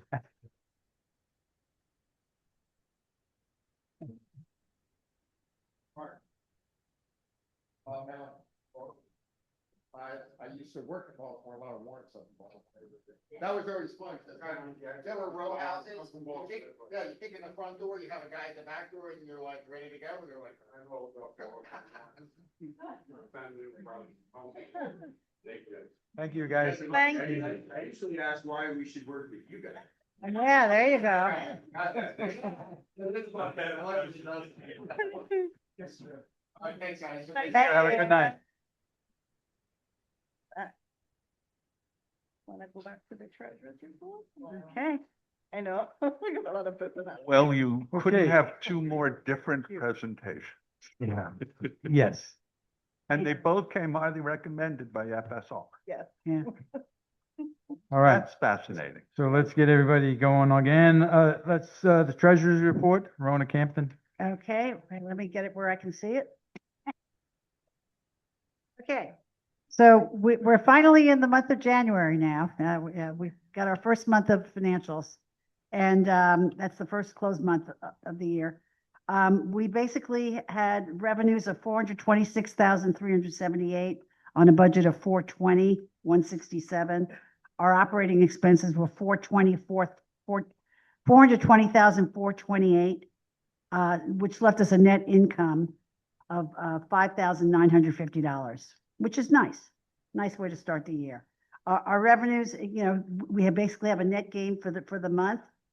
And actually, when I was digging into the detail, one of the reasons that occurred is that our property insurance costs were down.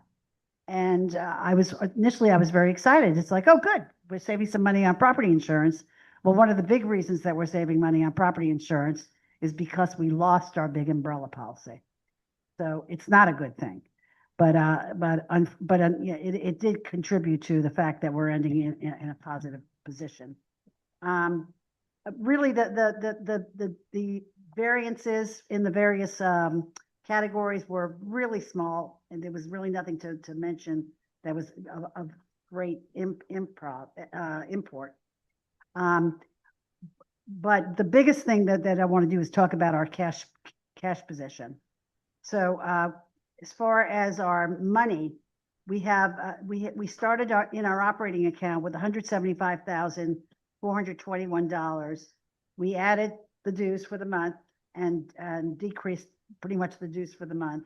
So we ended up at $201,616, which actually sounds like it's still bad, because we really should be at least 1.5 to 2 months of dues. So our dues are about $420 per month. So that means that we should have about $840, or 1.5 times would be $600,000. So we're running really tight on our cash flow, and I want to commend our team in our property manager and her team. They have been managing it very well, but this is something that we're going to have to look at a way to rectify, because it's too tight for comfort. Our reserve account, we started the month with $1,037,695. We ended up at $952,744. This is the first time we've been under $1 million since I've been on the board. But it's, again, it's not a great place to be. So our total cash position, we started the month at $1,213,116. We ended at $1,154,360. So operating and reserves were slightly over $1 million, but again, both of those numbers are not where they should be. Yeah, that's the report. So any questions about it? Can I ask a dumb question? No question is a Can dumb you hear question. me? I can't. I'm just sensing like every month it's like we don't have enough money in the account, right? And so this is just March, but it was happening for several months. No, it's been happening for 2 years. Okay. Yeah. So how do you relate that to when we do the budget every year? If it keeps happening, why wouldn't we have made the budget higher? Well, again, this is our balance. We're covering our expenses. Okay? Right, but it's not. Wait, hold on. I'm answering you. Okay. Yeah. The operating balance that you have is different than what we're paying. So basically what I'm saying is we brought in 420,000, we spent 420,000. And sometimes if we spend 425,000, then it lowers our balance in the account less. So what is recommended, the industry standard, is that we have 2 months of dues. Now that's, like I said, $800,000. We're a long way off from there, but at least 1.5 is what's protective in that covers you when you have a big unforeseen expense. That's an operational expense, that we have the money to do it, and other way without having to dip into our reserves. Okay. So that's kind of where we're at. And that's the problem that we're going to have to solve. So is that like the numbers are getting worse as time goes on? By eeny weeny increments, we've been in this $200,000 range, but the other thing is we have accruals that are on the books, meaning that the money's already spent and spoken for. So really, we have less than 200,000 because those accruals take away from that. So yes, and what often happens when HOAs get into this position is there is some type of assessment made, and it's part of the assessment is to normalize your operating cash so that you're in a cash position that you're not having to worry if that, you know, if the sky falls, you know. Dave, You know, it's interesting. I mean, the operating account is the amount of money that's in there. Obviously, it tracks the budget. correct. It shouldn't go down, you know, more than the budget would allow, more than what's coming in, what's coming out. But I mean, we only face two possible solutions. You either spend less or you know, take in more. I don't see any other, You're absolutely option right. there. You're absolutely right. And, you know, really what we're in the Expect- process of doing is looking at, we have multiple projects that we are looking at as essential. And, you know, once we have our handle, our arms around the cost of that, then we'll be able to talk about what we see as proposed solutions. Right now, I can just report on it's getting lower, you know, but you know, the bottom line is we have to come up with solutions. And we will, and we're coming up with those. But we don't have enough of the facts yet to be able to yet offer a solution to the community. When we do the budget, actually, we are not padding any of the budget. We are not building in additional funds. So we're pretty much on the money. When you look at last year, we only were $25,000 over budget because we fine tune it that much. If we were to pad a lot of the areas, we would have more money but at the same time, when you do that, you raise the HOA fee. So the assessments get raised. So in order not to do that, we try to keep as close as we can to the budget. And so you're always going to be in that range.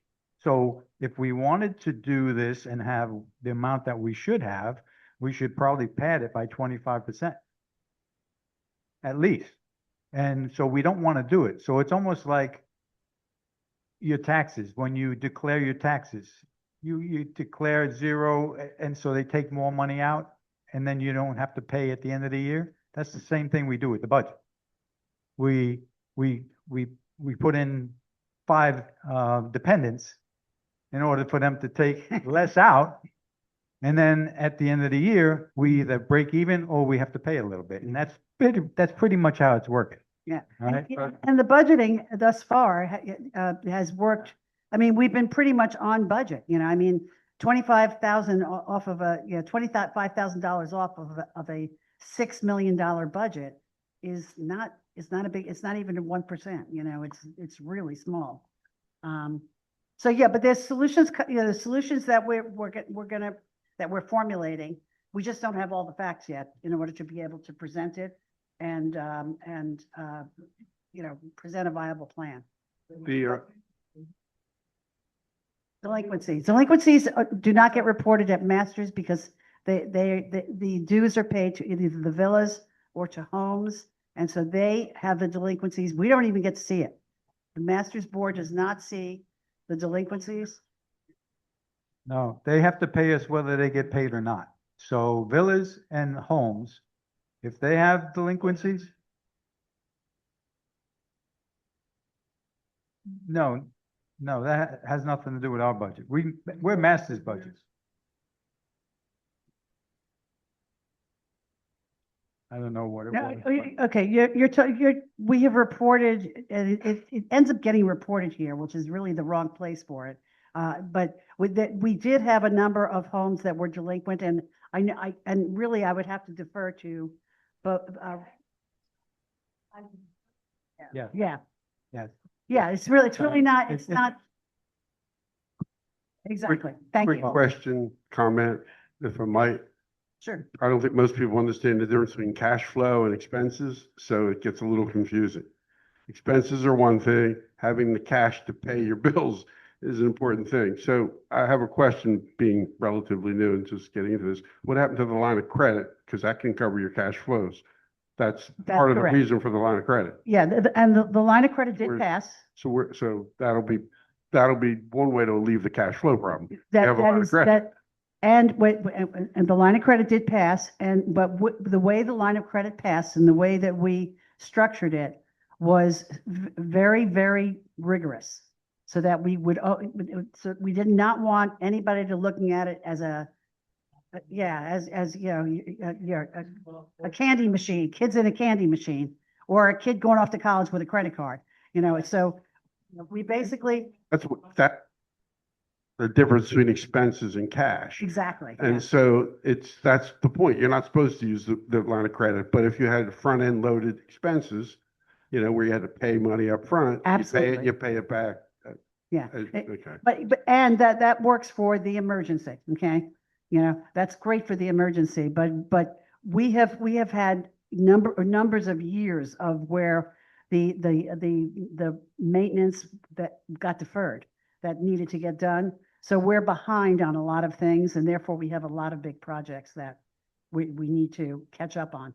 And so, but we're gonna come up with a solution. Rob, Ralph, you can't speak out. I'm gonna have to take that umbrella off of you. come up. You don't get to keep that, Rob. Rob, You don't get to keep that. You gotta share it. Let me say one thing. It's not the board here, maybe some of you here before, but it's really the sins and also the cost of living of the boards in the past, right? The cost of living, the thing, the material, getting things done. Absolutely. Making mistakes, these guys are jamming us at the, I don't know what we paid.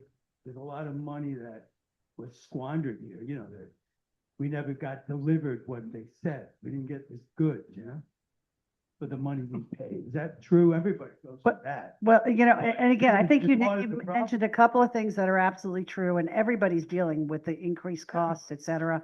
So, but again, we have a lot of smart people here. We have a lot of smart people on this board.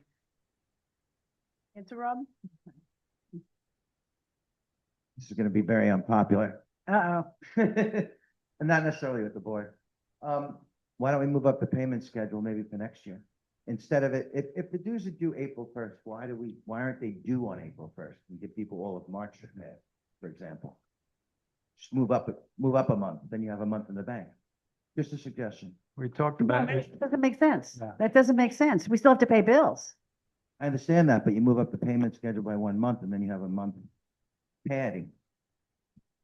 Doesn't work that way.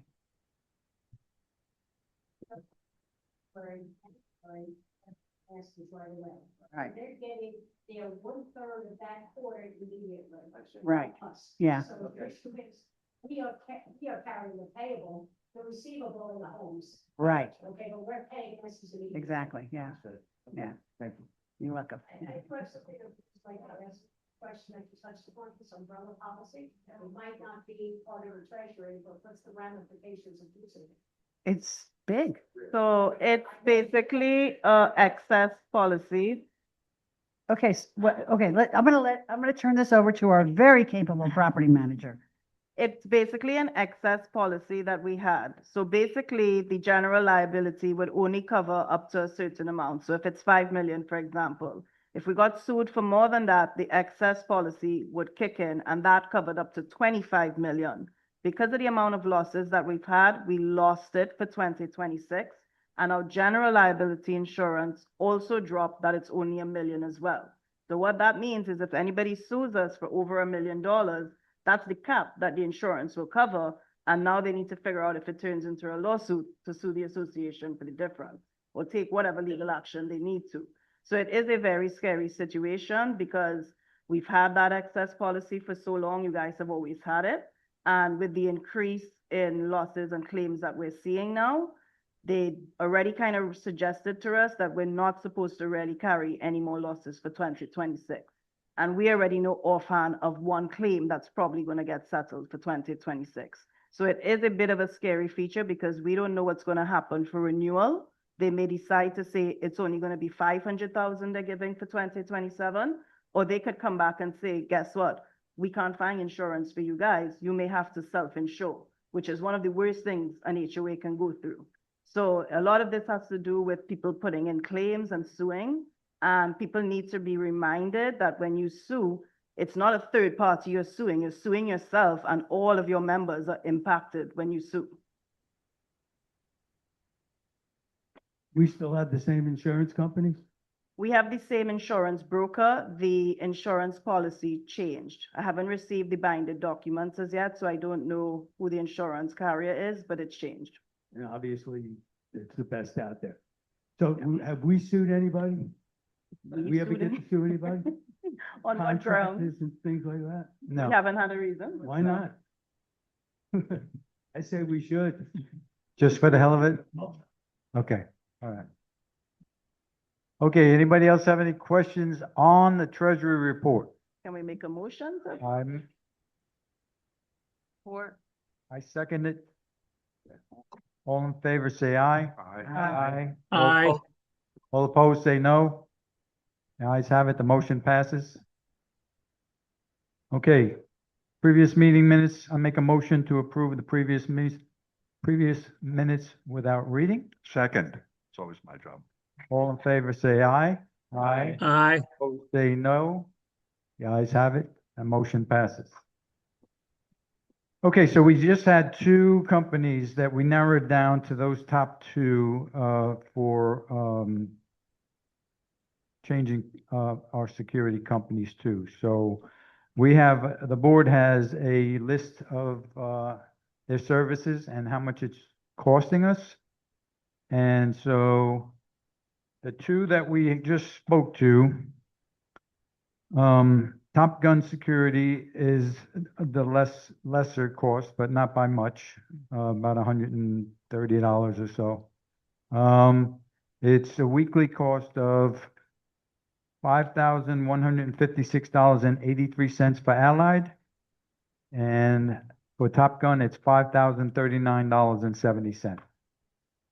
So, Here's their fine. yeah, Annually, it works out that Allied would be at $268,154.93, and Top Gun would be at $264,164.40. So they're very, very close. We did receive 4 proposals. We got a proposal from Marksman Security, who's the current vendor. They gave us a renewal for $270,000. And then we also had Interstate Security, which was a new company. They came in very high. They were at $280,000. So we kind of narrowed down between Top Gun and Allied since they were very similar with their pricing. Two completely different companies, as you can see. One is very small and they're now making a name for themselves and they're growing. The other company's obviously been around for a long time, is larger. Just so you guys know, Top Gun is currently in Platina, Valencia Palms, Huntington, the Lotus HOA, Grand Orchid HOA, and the moorings at Lantana. Allied is at Azura, Kings Point, Seagate, Hunters Run, and Delaire Country Club. I think you pronounce it. Delaire, yeah. Yeah. So they do have references for neighboring communities. I don't know if any of you guys have been to those communities and dealt with the security over there. Feedback that I've gotten is some people have been to Hunters Run. They were very happy with Allied Universal.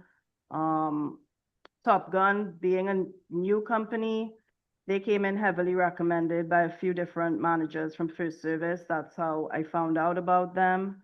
Huntington is one of the big things that they have, and then Valencia Farms. So, if there's anything else you want to add? Do we know by size? I know Hunter's Run's huge. Delaire's actually really small, but where do we rank? We're 900. So, in terms of what they cover, the other communities, who has the most that are kind of like us? we don't know what their contract is, whether they have a rover or they Yeah. just do the gate. We don't know any Armed of that security. information, I will but tell you, I know like the president of Hunters Run, so I can always give him a call. I like Allied when I go there. They're tough. yeah.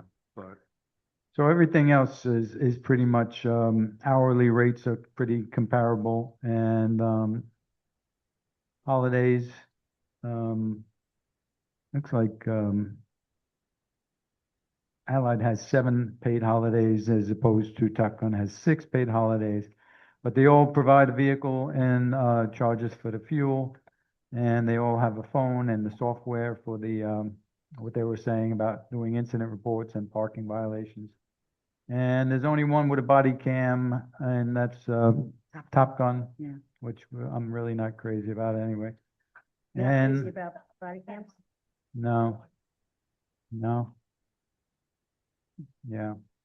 And then gate cameras, they all put their own gate camera in there, but we have our own gate cameras, so we can monitor the guard at the same time. So They Oh. monitor them for their own purpose. Are both of the contracts the same length?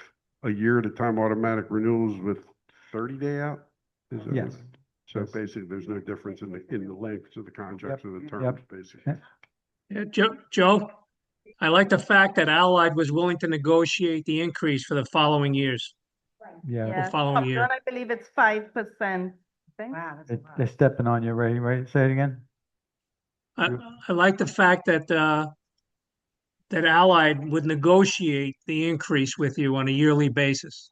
Yeah, normally it's in the contract that it's automatic 3% raise, but it's usually Yep. based on the cost of living. So if they're willing to negotiate, that's great. Ray, you had something? Yeah, we didn't answer that question. Yeah. 3% or the higher Yeah. rate that you negotiate. I- Is it either or? Yeah, 3%. It's 3%, yes, but if you decide to negotiate because they want a little bit more or they want to increase their pay to their employees, then it would be the higher rate that you agreed to. Okay. With Allied. And you did say that. yeah, and I think with Top Gun, they would have told us whatever we wanted to hear. I mean, they were adorable. I think I ran into those guys in the bar or something like that. That's how I thought.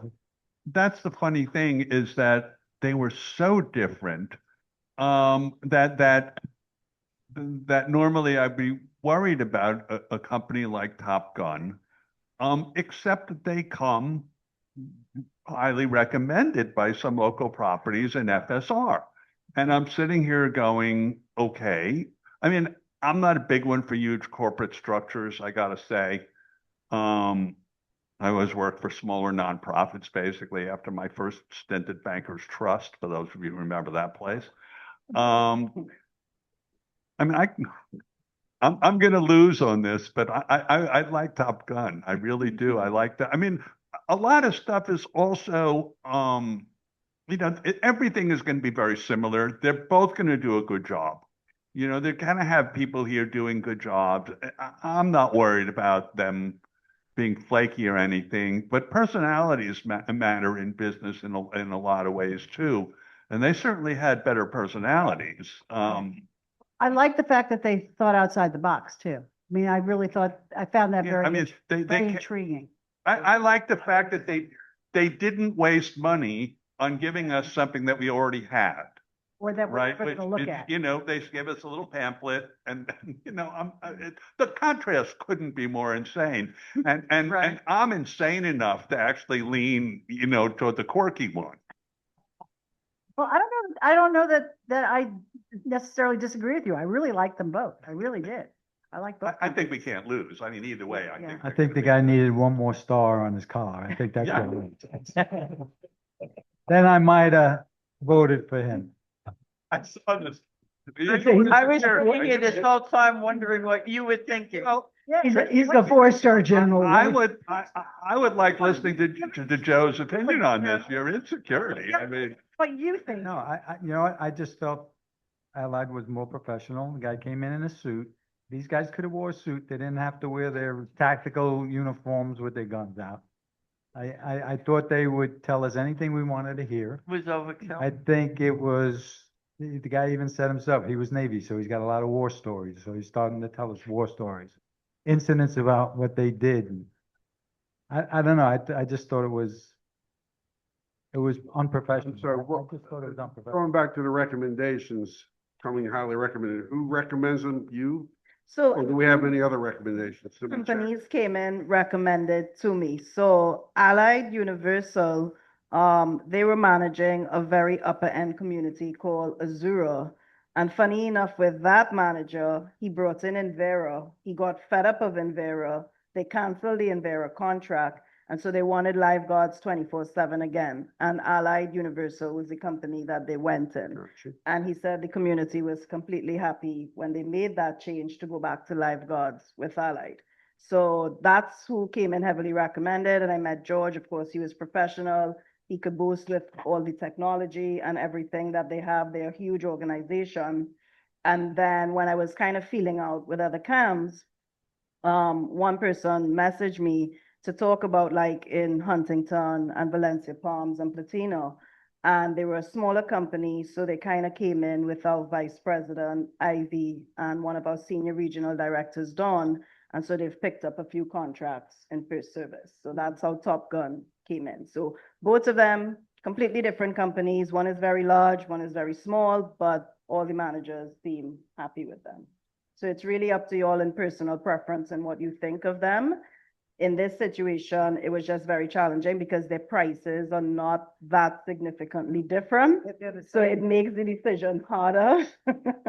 So I think it's more of what matters to you guys. I mean, I would say, I understand he has the SOS system and it tracks everything. But when I asked him the question about who's really checking in on the guard overnight, yes, okay, you have this half an hour of radioing in, but okay, you can do a half an hour radio in and you don't really know what the guard is still doing. I like the fact that with Allied, somebody's actually coming to our property overnight to really look for the guards, spot check and see, are they actually doing the work?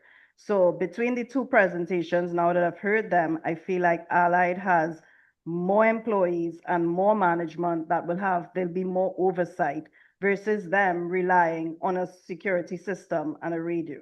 So for me, I kind of feel like, yeah, I think Allied, yeah.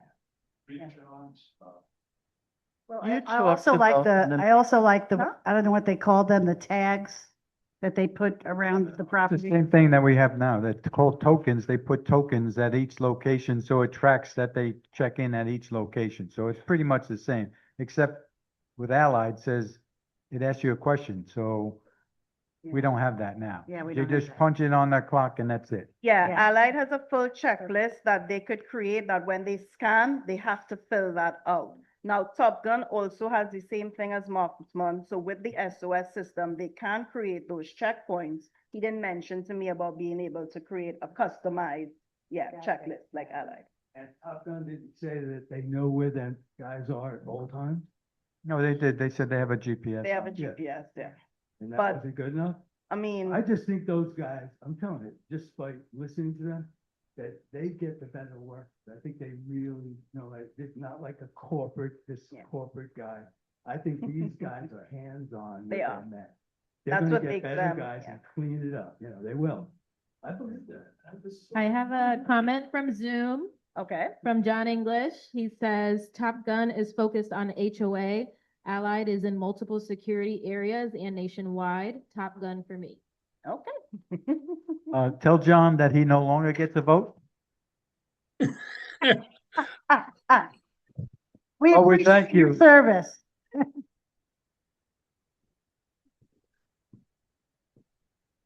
Yeah. Yeah. Did they say that they don't have any extra staff? Top Gun? No, they No, do. They do. He was saying that's what I had asked him Because earlier. They cross this, trade. Maverick guy sounded like, sometimes he winds up going to the post. No, he said he would come before somebody that didn't know, that wasn't familiar with the property. He would come before they would, but. Yeah. Yeah.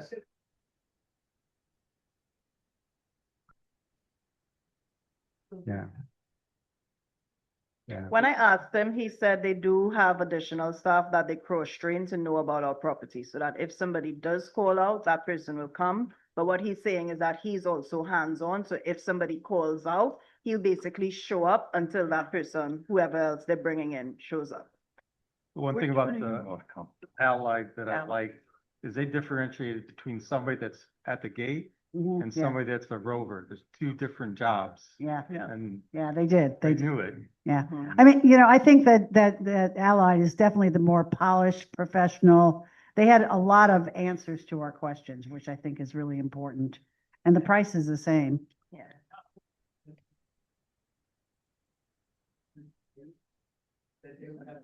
Yeah, you gotta stop doing that. And you're running a ragged, because you won't walk up to this thing. Yeah. I don't know who That if there's a problem at the gate, that they would, the rover would definitely take over, that they would press a button. If someone's not there, somebody was incapacitated, whatever, guard at the gate is not there, there's a problem. What they said was that they would They put a would- ring they camera would have on the a gate ring. so that a guest could press a button and then be able to tell them that there's a problem at the gate. Yeah, then they would get down to the bottom. But at the same time, they also told us they have radios and also they can pick talk up to that- them. So why wouldn't they just call them on the radio and say, hey, I got a problem? Ring doorbell is for residents. Right. So they press that and But then. I'm saying, Yeah. okay. Well, they're supposed, I mean, technical stuff is great. I'm sure Allied is great at it, I guess we have to change this, system we have. But Top Gun, this guy, is supposed to be very good. He's a logistics guy, this Maverick guy. We're not changing our system. They're still gonna have to use the same system that we currently have. Okay. They're not changing the system. All they're gonna do is use our system to allow gates guests in, and the Rover is gonna continue to do what the Rover does. So it's not that complicated. It's about the guard. Correct, correct. No, they didn't like that. We don't have 12-hour shifts. No, we don't. We have 3 8-hour shifts.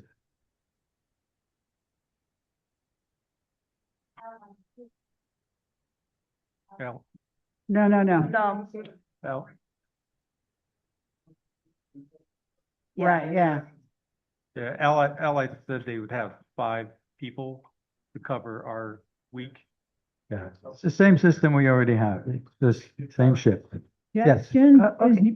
maybe you just have a workshop and discuss this amongst yourselves. Well, this is it. This is it. This is Yeah. it. Never mind. We want to try and make a decision, it's like- So these. I think there's a limit to how many. There's a times you limit of can cut out. 3 minutes. Did you go to the board? In the past, every one of these guys got up here and said the same stuff. But I would roll the dice, not rolling the dice, but I think that the other guys are more hands-on with their workers. That's the most important thing, the guard. So can we send the complaint calls to your phone number? Sorry? Can we send the complaint calls to your phone number if it doesn't work out the way we? I make it short and sweet. I think, Ralph, I think you're enamored with those 2 guys, you know what? I think you kind of like got a little something for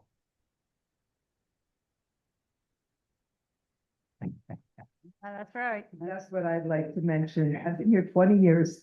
There was a security company before Marksman Right. that thought were fabulous. Some person had a couple of complaints about them, and I was here the day that Marksman made their speech. It sounded just like Allied to me, and they did horrible job from day one. Who? Marksman. Marksman. And That's not they- true.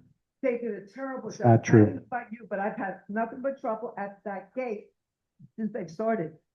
And then now because we have this, it's even worse. That's my personal experience with them. I thought they did a lousy job. And all I remember is that at the time that they interviewed here, I remember whoever was on the board said, oh, it's going to cost us $100,000 more a year than the prior one. They wouldn't even have this. I just don't think that the work pool is out there and those 2 guys will get the better people because the one we were enamored with that we have now. That you were enamored with. You were enamored with because you guys hired him. You- So, the bottom line is I caught these guys, that Jamaican guy, I like him, and I didn't report it, but this man was sleeping many a times. And in my little world, remember when you had my truck over here? Mhm. Okay, sound asleep over there, right? I didn't say anything because I don't want to, get someone fired. But, this is what goes on. We don't have the same people. This, years ago, you would get college kids, that are going to college and they'd be doing this and they were smart. They knew your name. You came through the gate, they were sharp. They were told what to do and they did. And they had good minds and they showed up. You're not getting that quality people. That's why those Top Gun guys, I think they're better hands-on with their men. Okay, thank you. Can we close this to, What- oh, okay. 2 people on Zoom. 2 quick comments, both from Irene Wernick. Has anyone checked the online reviews of Allied Universal? I just read mixed experiences. And then she also says the mixed reviews are for the West Palm Beach office. I wonder about the accuracy. Okay, that's good to know. What do you think if we had a problem at the gate at night? Would either company use the guy from the Rover to man the guardhouse? Yeah. We do that now. Yeah, We they do that now. They do it now. They do jump in Yeah, because they call me if I there's a was- problem at the gate and I'd send the rover over and say, okay, man the gate until we get the gate fixed. Because the big corporate people want to kind of stick to their routines, where these other two guys that are kind of curious seem like they come in and they fix a gate arm for you. Yeah, I think And you not guys, I waste- think they got you guys convinced that they're Batman and Robin. I really do. I think there's a problem, Joe. They're Batman and Robin. Hey, Joe, I think there's a problem with them fixing things like that. Aren't there warranties on all those things? Listen, for these guys to come with their tools and put on their tool belt and Yeah, take the now- gate off, something. And it's got to affect warranties. I have one more comment from Irene. Top Gun seems to have better reviews, quite positive to our area. I think we should do more research about these reviews. Well, they are across the street, the other companies. You know what, reviews are reviews. Yeah. Do you have good reviews and bad reviews? You can have one person with a bad experience that gets on there and does a review, and you can have one person with 10 great experiences that never gets on to say they had great experience. So I really wouldn't go by reviews. It's almost like next door. You listen to next door and everybody's got a complaint. It's where you go for complaints. I do think that the lady that was with Allied is like one of those people that you can get 24 hours a day. Without a doubt. I agree. Yeah, yeah, I liked her too, yeah. I don't know if it's done. Are you on? It doesn't sound like it, but anyway. I have to agree with Joe. Allied definitely put on the better presentation on the fellas. Without a doubt. Prime time. Yeah. Although they may have a more local affiliation with the local police department. Mhm. I'm talking about Top Gun now. But Allied has got the contract, or, they have standard operating procedures. I think maybe Allied definitely put on the better. Yeah. presentation. They have a- Having, Without a done doubt. RFPs and this. Without a They doubt. basically have an infrastructure behind them. They have a infrastructure as opposed to they have two guys in the back office that when you get. With radio. And that can come and, yeah, I don't know. They seem like they're flying by the seat of their pants to some extent. Huh? They seem like they're flying by the seat of their pants, whereas Allied. Well, they're a new company and they're trying to get business, so they're trying to make promises that they can't keep. Yeah. All Well, right, thank you you. know, All right, one last thing with Ralph. Okay, so who had the biggest influence of hiring this last group that we have now? You should consider them as highly, a high opinion of that decision, right? Once you got these last guys in? Yeah, I didn't believe them when they said they had 90% retention. Nobody has 90% retention. Nobody. Yeah. So how about the board now discusses and let's figure out what we want to do, because. Any more discussion? Discussion is over. Let's make a proposal. Anybody have a? I mean, I'm kind of discussed out too. I'm discussed out. Do you guys want to like go around the room? No, I mean, when's the contracts? So Whenever we decide to pick them. Oh, okay. It'll be 30 days. Yeah, you want to just time. make a, They need a transition. everybody vote? We haven't scheduled this for like May 1st. Okay, that was the question. I go here. What's the transition with Marksman and the vendor? Is there Marksman's on one day, the new guys are in, or how is going to be a handshake? No, before we give our termination of Marksman, these people will be in the transition phase. Once we give them the go-ahead that we're gonna hire you, then they hire up for us. In the meantime, Marksman stays here until they show up. In the meantime, they make site visits, see what's happening. They could interface with Marksman to see how they work. And then when the date comes that their effective date is, Mark.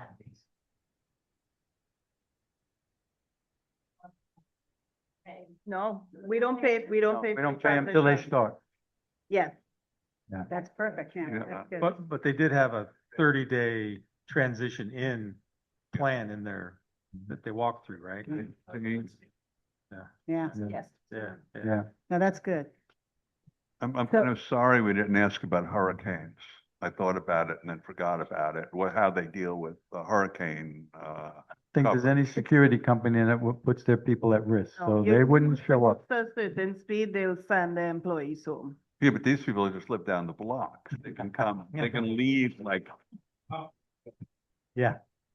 Their office is down the block. Okay, it's All right. 9:15. So Okay. how about we, anybody want to make a All right, motion? we're gonna make a motion. Anybody want to make a motion for any particular?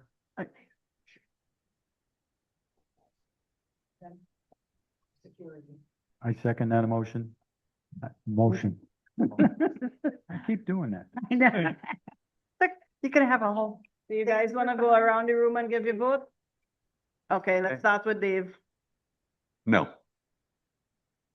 My motion, so yes.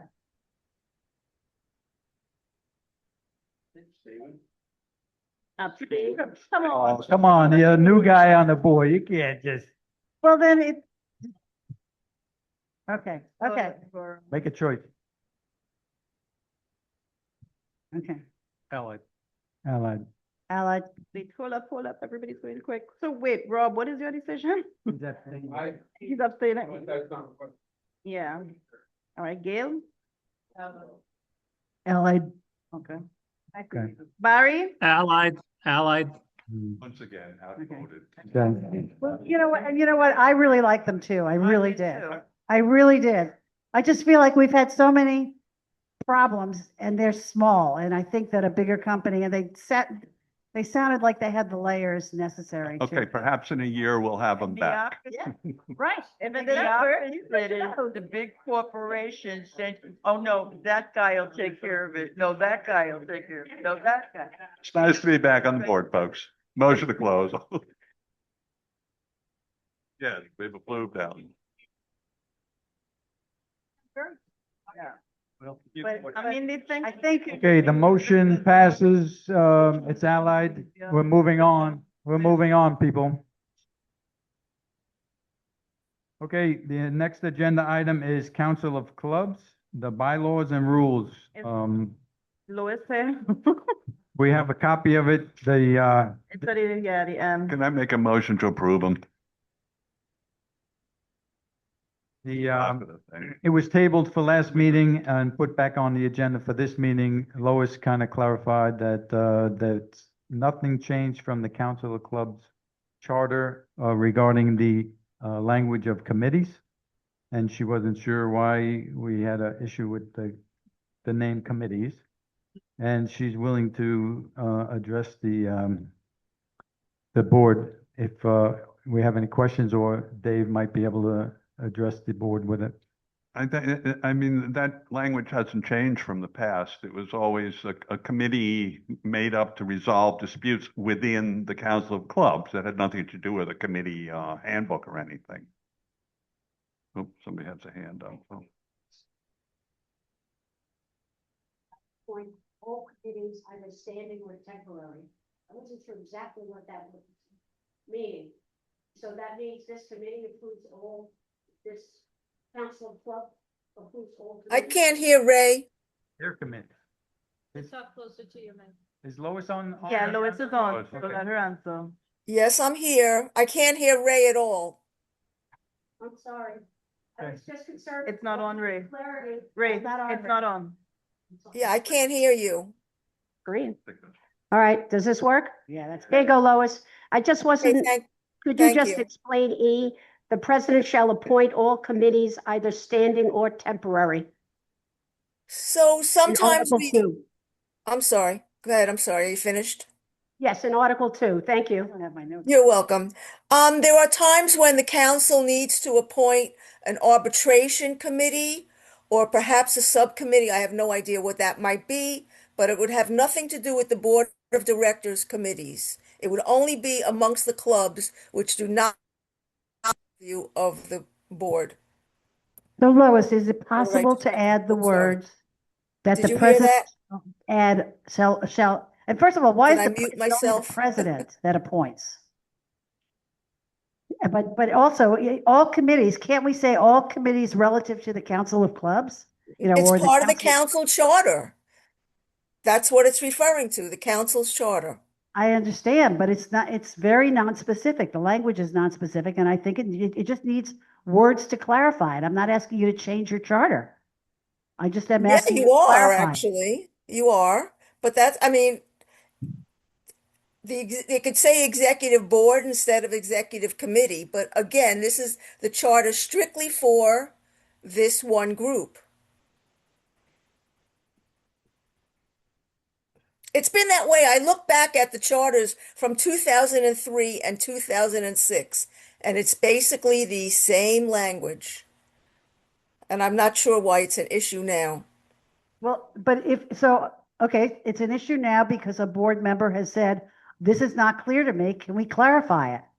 And instead of getting a clarification, we got, well, it's always been that way, so why can't it I don't stay? understand what needs to be clarified about something that's been this way for a long time. It's specific only to this group. A lot of clubs have committees. It could be a hospitality committee. It could be the people who sell tickets. I mean, a lot of the clubs have subcommittees. So I don't understand. How would you like me to change it? Or how would you like the council to change it? Well, and again, the reason it was to get clarification. So you're saying that here it states that the president presides at the meeting, the president appoints all the committee. Are they doing that independently of anybody else? Because then we don't have an executive board for that group. We have one person who's making all the decisions. No, not at all. Not at all. The decisions are made by democracy. Everybody in the group gets to vote. I don't get a vote as president of the council. I am a non-voting member.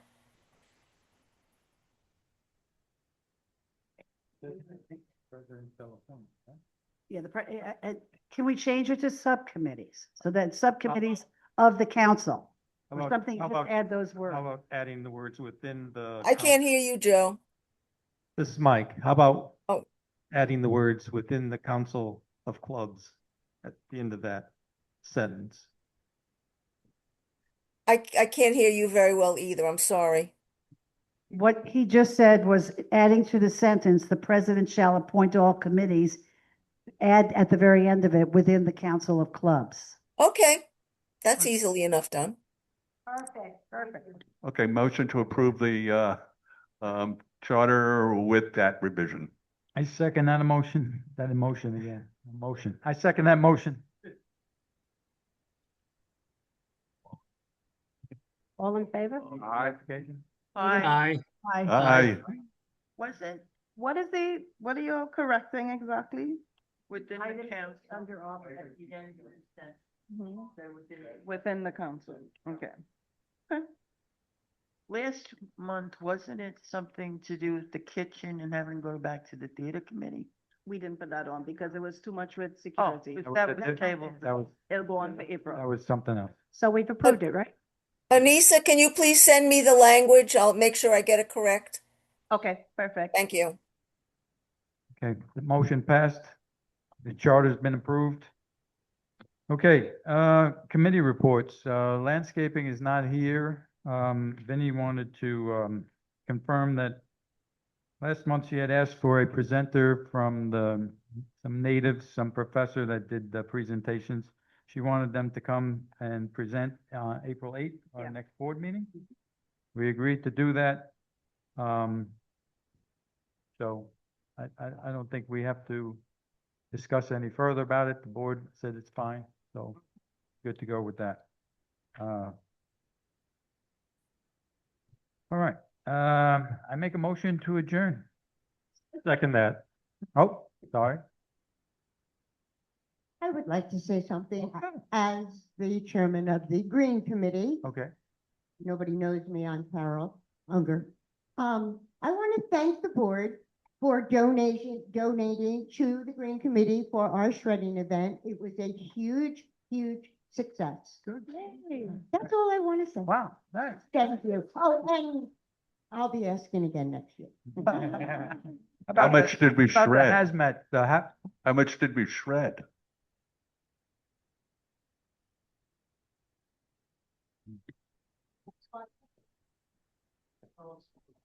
how was the hazmat one? Was that a successful one?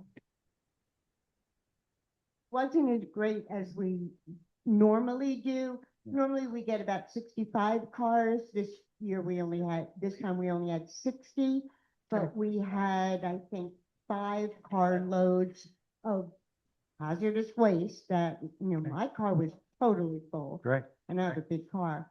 And so, and our donations were under, but, whatever we get, we get. Yeah. And I'd also like to comment on on the Green Committee's Solid Waste Authority tour. Oh, It was amazing. It was, if anybody, it's just amazing how they handle the amount of waste that they handle. It's really. The one. No, we went to Palm Beach. Yeah. It's unbelievable. I mean, the only improvement I would have on that, I didn't go with this group, I've been there before, is that the device that you play on actually worked instead of, But it was. I know we want to go home. You know those games where you operate the claw and it picks it up and it's exactly like that, but with tons of solid waste. Yeah. You're trying to No get in the prizes, hoop. no little teddy bears or anything. Okay. Just, 2 things, the chairs will be decided next month? Oh, yeah, April. Yeah, we put it out for anyone that wants to be a chair of a committee to submit their names, and we'll do that in April. And then the second question was, can we get an update on the sidewalk situation with the Interstate? President's comments. Yeah, we want to try and get through the security, but we have 3 proposals from 3 different companies for the pedestrian gate. We already have the survey done by the engineer, had a company come in, and he did the plan for it. So now we're just gonna decide probably next meeting on who we're gonna give the bid to. No, they have to submit a permit for them first. Once we decide who we're gonna pick, they submit the permit for us. Okay, anybody else? Nothing? Okay, I make a motion to adjourn. Second. All in favor, say aye. All Aye. opposed, say no. All right, good night, everybody. Good night.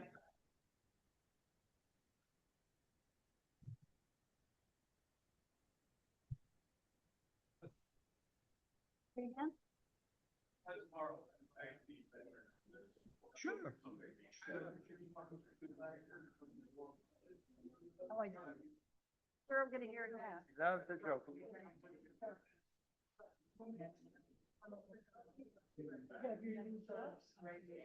Show me this one. Oh, no, you told me this, Joe.